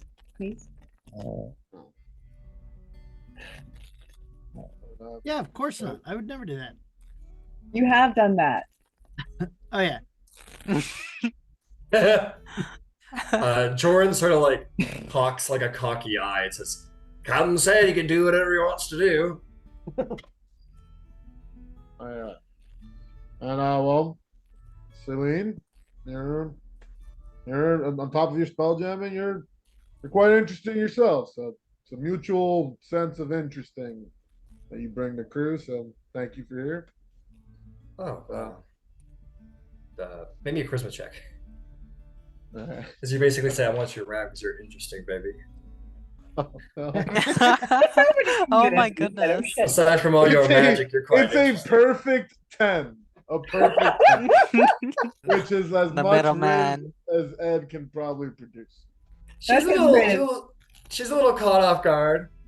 Or, if you have persuasion, you can throw your proficiency on that. I don't know why I didn't give that to you. Okay, Persuasion. it'll be persuasion adds it's a 0 as well, but my proficiency is a +3. Well, you're not proficient, so it's Yeah. fine. So with a flat 10, she's like a little caught off guard by it. She's like, it's a little of that moment where like she doesn't know if you're flirting with her or if she's just imagining things. She's like, thank you. I'll endeavor to keep being interesting. I guess. Thank you, Captain. So we've got some travel. What do you guys think about, I don't know, a nice meal or something? Is there food on here? Have we checked around, by the way? I'm gonna, I doubt beholders take notes or anything, but if we had any. Jordan say, this ship was, it was quartermastered abysmally, but I went down in the cargo stores and there are foods and supplies for mortal eating individuals. So we should be somewhat well stocked. Let's not to be pushy, but maybe cook something up Tarnak might like. We should probably ease his comfort down some up some, and everyone can use it. So take a night. Let's have a good meal. And Varsh's honor. With all Jordan the grumbles, he goes, "Oh fuck, I'll try." Begins to make his way downstairs. Yes, but I'm also gonna need to hire a cook because I'm a shitty cook. Absolutely. If I'm gonna be a quartermaster, You're an okay cook. We'll find a cook. All right, I'll give it a shot. And he says he's grumbling to himself. He's like, "I'll cook something in his honor. I better shit. Make it simple." And he's like, God, I gotta cook like the former captain's honorary meal. It's like, fuck, I gotta make a good job, I guess. with all the food talk. Oh no. Oh no. Dinner's late. Dinner's absolute. Oh yeah, go ahead, first chaplain. Go first chaplain. Sorry. Chaplain looks at Etherith and says, "Hey, you're not gonna eat my goats anymore, are you?"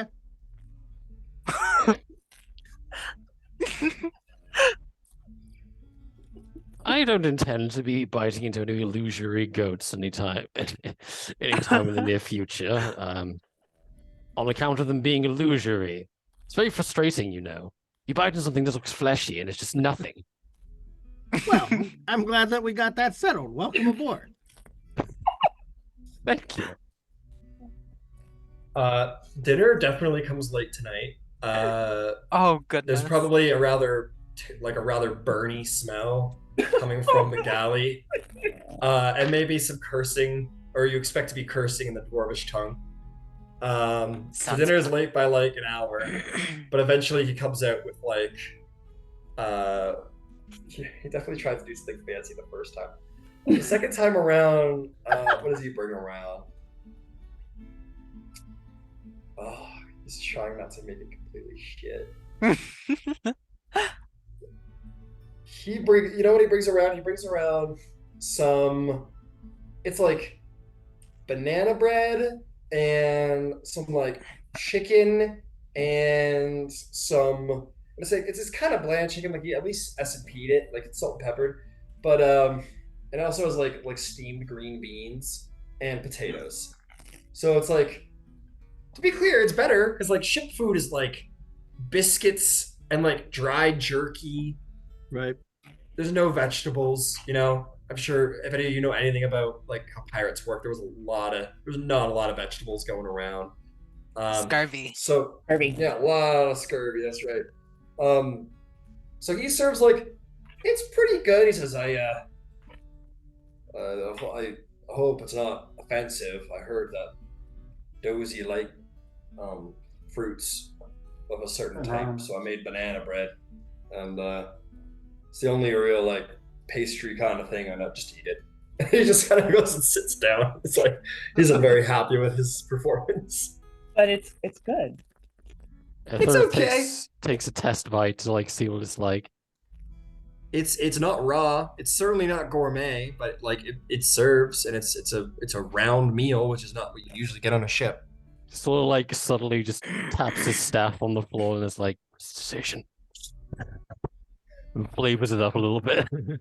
Yeah, and you flavor it a little, get a little extra flavor in there, and you're like, ah.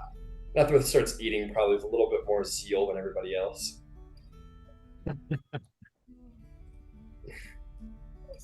One more drink for the captain. Captain Varsh. Jordan says, a man of honor, made good on his deals. Something we intend to follow. So, Ed, Captain, what do I call you? Ed's good. That's fine. Captain Jord! Yeah, remember that, yeah. It is the Captain Jord! Ed John. The lock. Do you want me to go down and do it? I'll take the other captain with me, so everything's above board. Or do you want me to go and do it on my own? I mean, I keep everything above board. Let's cruise back easy in more ways than one. You know, we survived, and get ready for the Rock of Brawl. However, there's something probably not the best thing to bring around dinner, but we did just mention Captain Varsh's name. When we get back to the Rock of Brawl, that we should give him a resting place. Which we did bring him on board, right? Yeah, I imagine his bones are probably in a sack somewhere down below. Yeah, we won't make anything out of it. I think he would hate that, but some peace for him would be nice. Okay. So once dinner's done, I'll take the lock. I'll go and find Captain. Where is he? Parnak. Parnak. I know we've been saying it all game. I can't remember now. I'll go and find him and tell him to follow me with the lock, and I'll go and lock it up with him so that he knows that it's done. And Yeah, he tells you he's already locked his lock, right? Like he doesn't need to be present for his own lock. So he says, I've already done mine, so feel free to do yours. But appreciate it. I will very much resist the urge to try and pick his lock and see what's down there. Yeah, fair enough. All right, you look. Yeah, you like snap on your own lock. You look at his, and you're like, no, and you resist the urge because what rogue ever looked at a lock and didn't think about picking it? But you got. But you guys all sit around. But I should. No, I don't know. It's fine. I'll walk away. No. Trying to resist. Come on, stop. But yeah, you guys, the cargo hold is locked. Tarnak has his, and your party has yours. You guys sit around and eat and toast to the fall of one captain and the rise of another. Quartermaster Jorn will say, "So, Captain, I gotta bring it up. Ship needs a name." I was thinking that, but nah, the last one was really good. You know, we didn't get to really spread its wings, so to speak. Is that cool amongst captains to just carry over the name? Because it was a good name. I mean, no, of course not. It's a new ship. Would you name your child after the first because the first kid was so good? Great, good way of putting it. Yeah, see now Every now we ship has its absolutely own. can't. He touches the side of the hull and he goes, "Every ship is its unique self. It's got its own identity, its own soul." Right. That starts to think a little bit about his brother and his names. He's Ed. His brother's name's Ev. Yeah. All right. What are we thinking? Hey, Poxy, you named the last one. I thinking about the theme of our names recently. That. I think. Oh, wait, what? No. Holy. I Please continue. Yeah. was going to say, maybe adding something like Eclipse to the name would be fun. Okay. Oh yeah, I like the Eclipse. That makes sense about the roof over here. What do you think, Chaplain? Muted. Oh well, I was thinking that during our little heartfelt talk with the crew and where we just Muted again. Muted yourself. You muted yourself. there was a lot of talk of how much we all wanted some revenge against the prophet. So I thought a fitting name might be the prophet's demise. Kind of adds a little bit of an edge to it, but Very intimidating, but also not very subtle. well, Jordan says, "I am trying to agree. I like the name. Don't get me wrong, if that's your goal, but if I might ask, Captain, the last captain had designs upon purchasing a much more fortified ship. Is that still your intention?" well, we should upgrade soon. I was more thinking about armoring this sucker and knock onto it. We'll have a few days from the rock brawl. Maybe augment a little bit. Refitted with metal. All I meant to say is that if you intended to purchase a warship down the line, I think that name is certainly quite fitting. Yeah. Oh, I might put it forth that if your intention is to go seek out this dangerous mind flayer prophet person, I think the objective of this crew, Captain, I don't mean to tell you what to do, of course, just a suggestion, is to start fortifying yourself, get a strong, mighty ship and arm it with the best armaments you can find. And I might have some ideas about that, but I'll need to talk to some people back on the Rock of Brawl. But if this is a ship that merely means to get you from A to B in preparation for that new ship, maybe save the really cool name for the really cool ship. Yeah, you're very good at this. I'm happy I made my choice. What did you just say, Zelace? Name was? Well, going off a Poxy's idea, how about Dawn's Eclipse? Eclipsing Dawn. Dawn's Eclipse, Eclipsing Dawn. I kind of like Dawn's Eclipse more myself.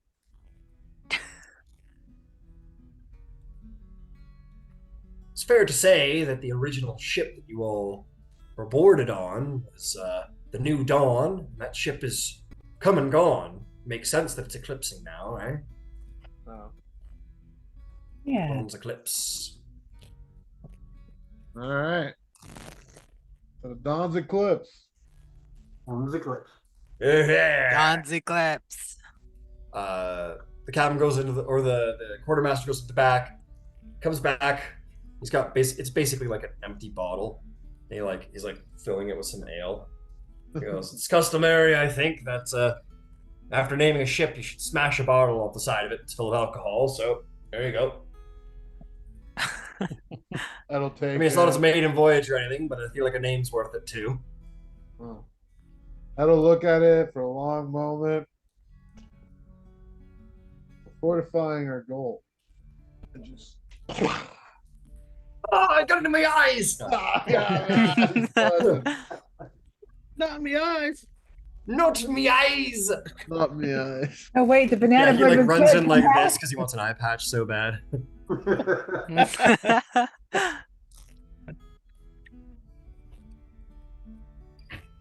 All right.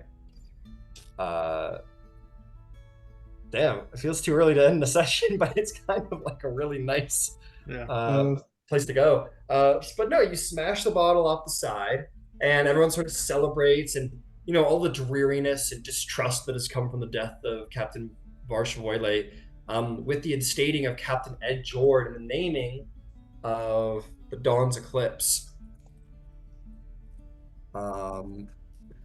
You guys begin to, maybe the mood begins to raise a little around the crew. Morale begins to rise a little. And maybe you get a little nod across the room, Ed, from the captain being like, he sort of acknowledges everybody kind of talking, some smiles return. He kind of gives you a look and gives you a nod like, you done good, kid,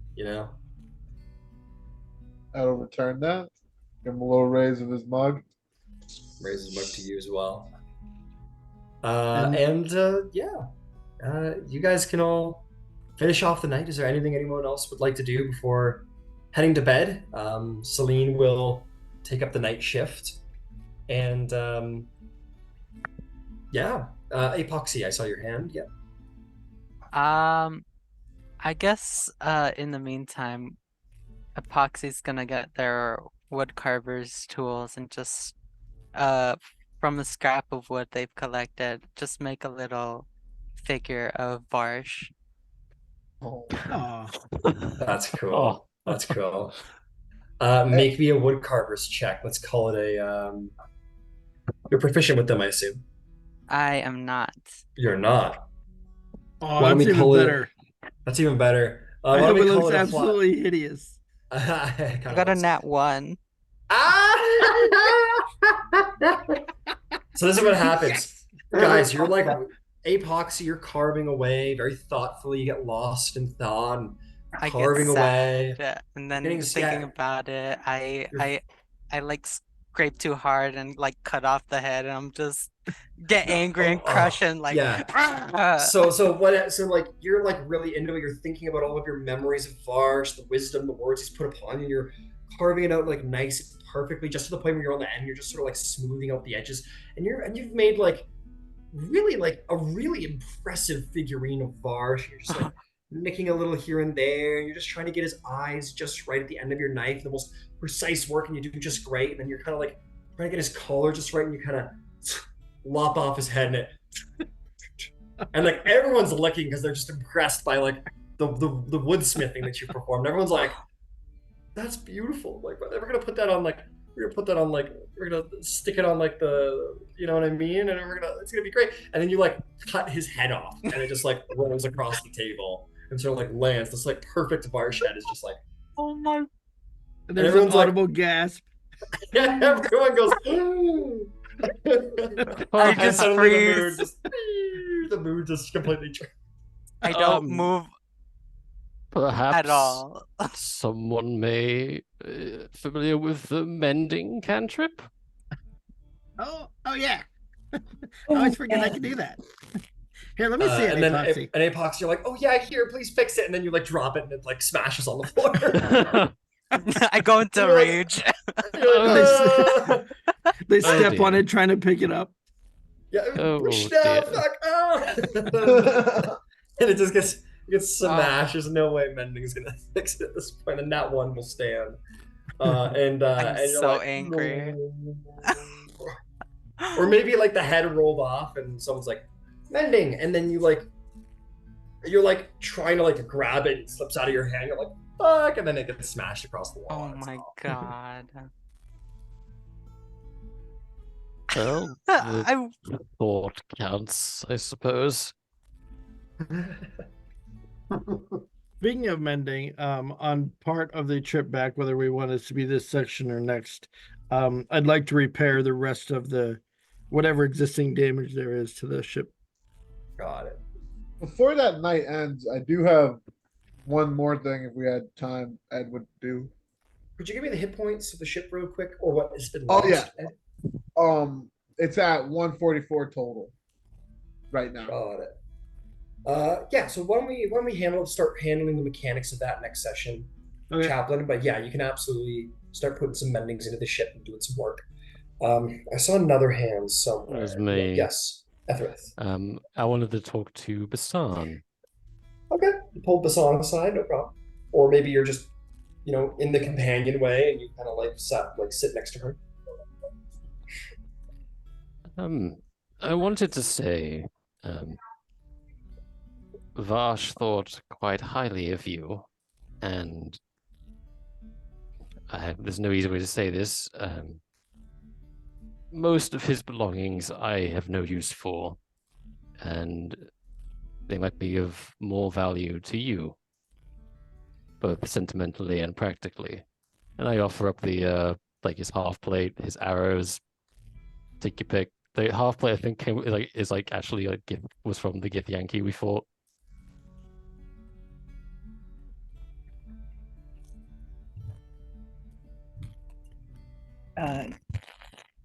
The half plate, I will probably wear the captain's armor.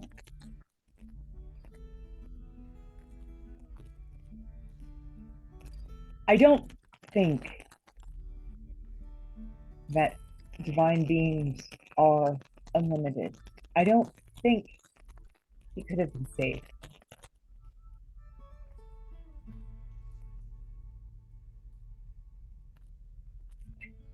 I'm glad you're here. And she's absolutely Oh no. Basan just cracks. Oh man, that's sad. Oh shit. I'm so glad you're here. Etherith then actually does shed a tear. He was the first I saw in my memories. Always there. Swore to protect me.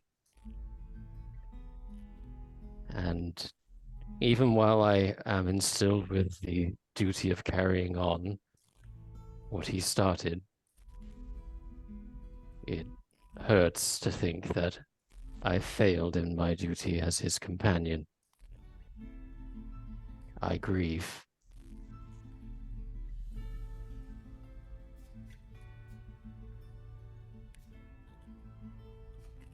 Me too.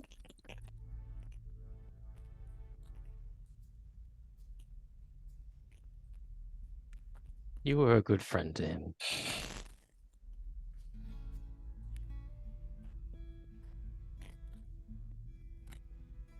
Did he go to Yizgok?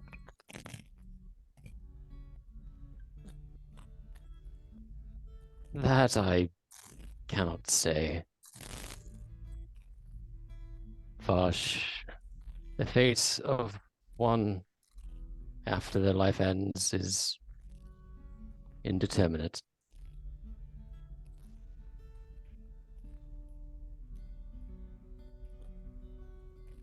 I hope he did. I think he would have liked it there.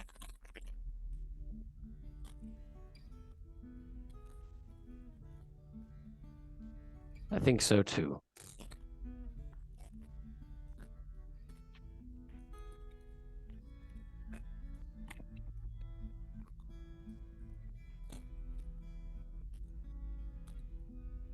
I'm scared.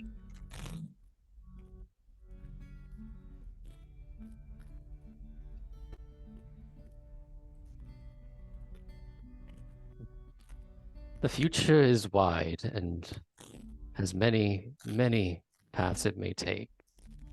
Every moment is a crossroads, and there is much to be afraid of. But the future is also inevitable. It's fine to fear it, to fear what is to come. But you must face it also head on.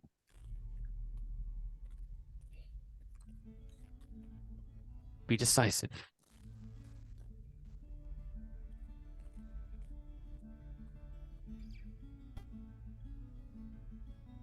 Pulls herself together again. Say that again. She pulls herself together again. Okay. She stopped crying. As it should be.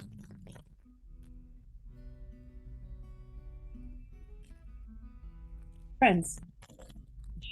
Push your hand out. Ethelred takes it with a sort of broad, toothy, draconic smile. Friends. The two most disturbing smiles in the crew. Probably, yeah.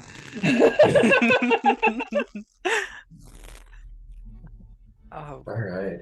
I'm gonna roll something real quick Yeah. as that happens. Yeah. Just for myself, more than anything. Yeah. And I'll keep that result to myself. Well, it was. oh, sneaky. Yeah. Okay. And is there anybody else? Yeah, Captain Ed Jord. What would you like to do? Probably like when the night's winding down, Adel finds the lace.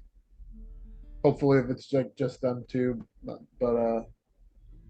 not overtly sneaky or anything about it. Yeah, private conversation, companion way. You know, it's like talking in a restaurant. It's just nice and quiet. Now, Joyce, I want to thank you. You've seen the best in me from day one, really. You know, you lent me an open hand there and all that, and really, it's I can't thank you enough for that. I wanted to let you know that I didn't mean to, my decision to play nice, as it were. I don't mean to clip your wings or anything. I know you're, from shadier parts of town, and truth be told, some of the people I owe the most to in my life were, for lack of a better word, criminals. They kept me the safest. Now, I'm not gonna make you go against the life you know, because that would be making you a less version of yourself. We want you to be the best you. But I will tell you this: the richest criminals I met were the ones with most information, more than coin.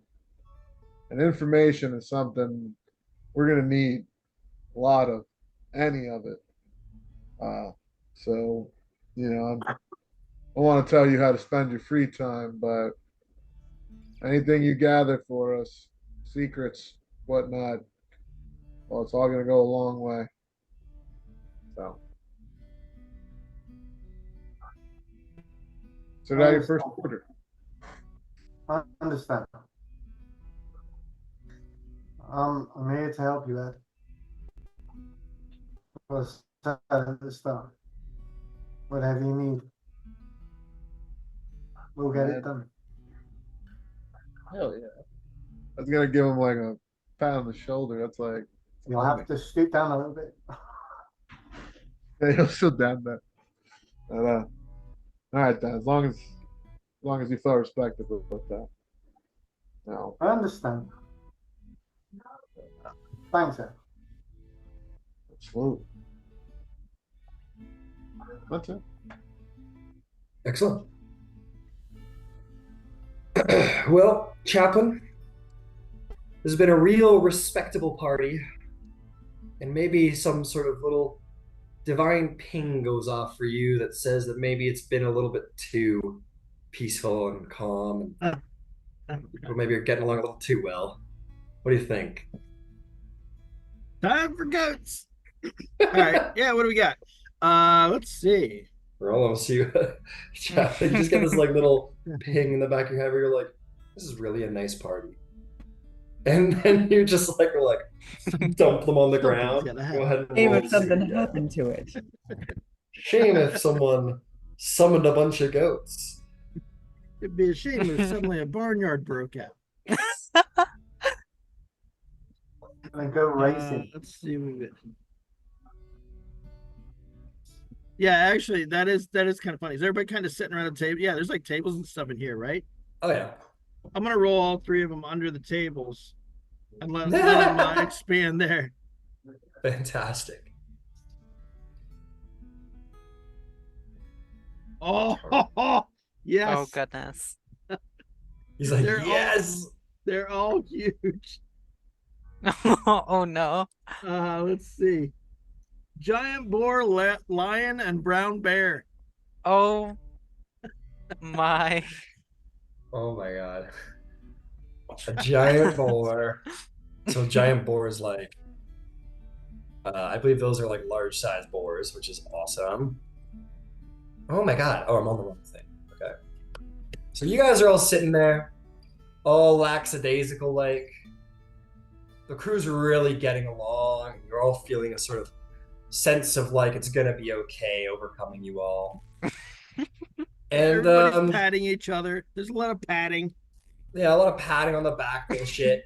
Suddenly, everyone's thrown against the walls, and the tables are like thrown like into people. People like I'm not gonna worry about it, but people definitely take damage as like chairs and splintered chairs and tables go flying. And a lion, a bear, and the biggest boar you've ever seen just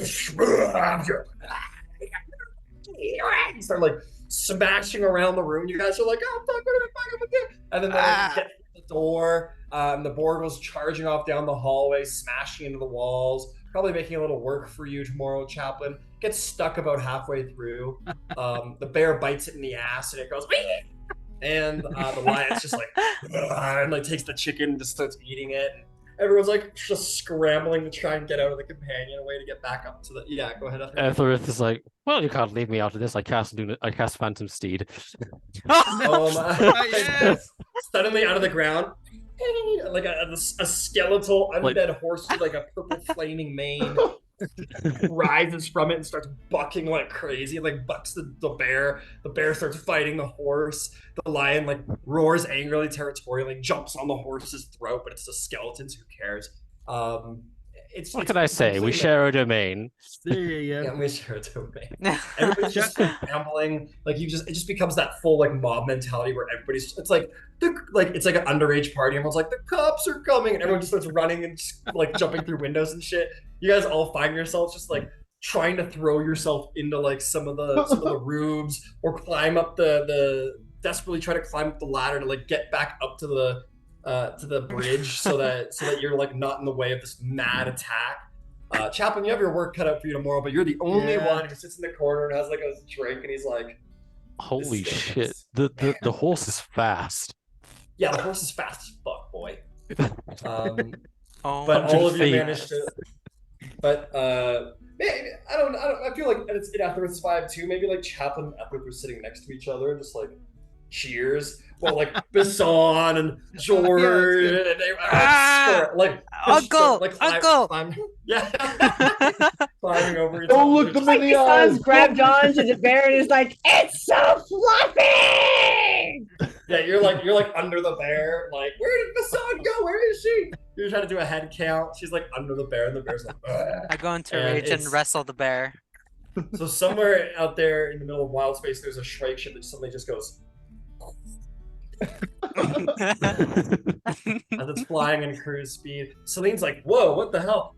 As she's like trying to fly the ship, you all come piling up the ladder into the bridge. Just some of you got like bear scratches. And she's like, what the hell happened? And we will zoom out as in full, perhaps like, I don't know, like 20s cartoon fashion. Everyone goes, Chaplain! Oh my goodness! And I love it. That is where we will bring our session to an end. Oh. Level 6? Level 6. Oh! Six. Oh! Absolutely after that dungeon. Level 6 for sure. Oh, now I have conflicting interests. Yeah, now all of our the rest of our plans just went up in smoke. We're all gonna be in character. Hey Ryan, can we at some point talk about Desan when you Yeah, of course. when you are able? I know that's probably not till Wednesday. Yeah, today's a little busy. I Oh, yeah, might of have course, of time course, of course, of on course. Monday. I'll definitely have time Wednesday. We'll figure it out. But yes, absolutely. Thank you so much. Yeah, no Oh, problem. this is a biggie. I'm gonna have to think about this. Yeah, 6 is pretty good. 6 isn't that bad.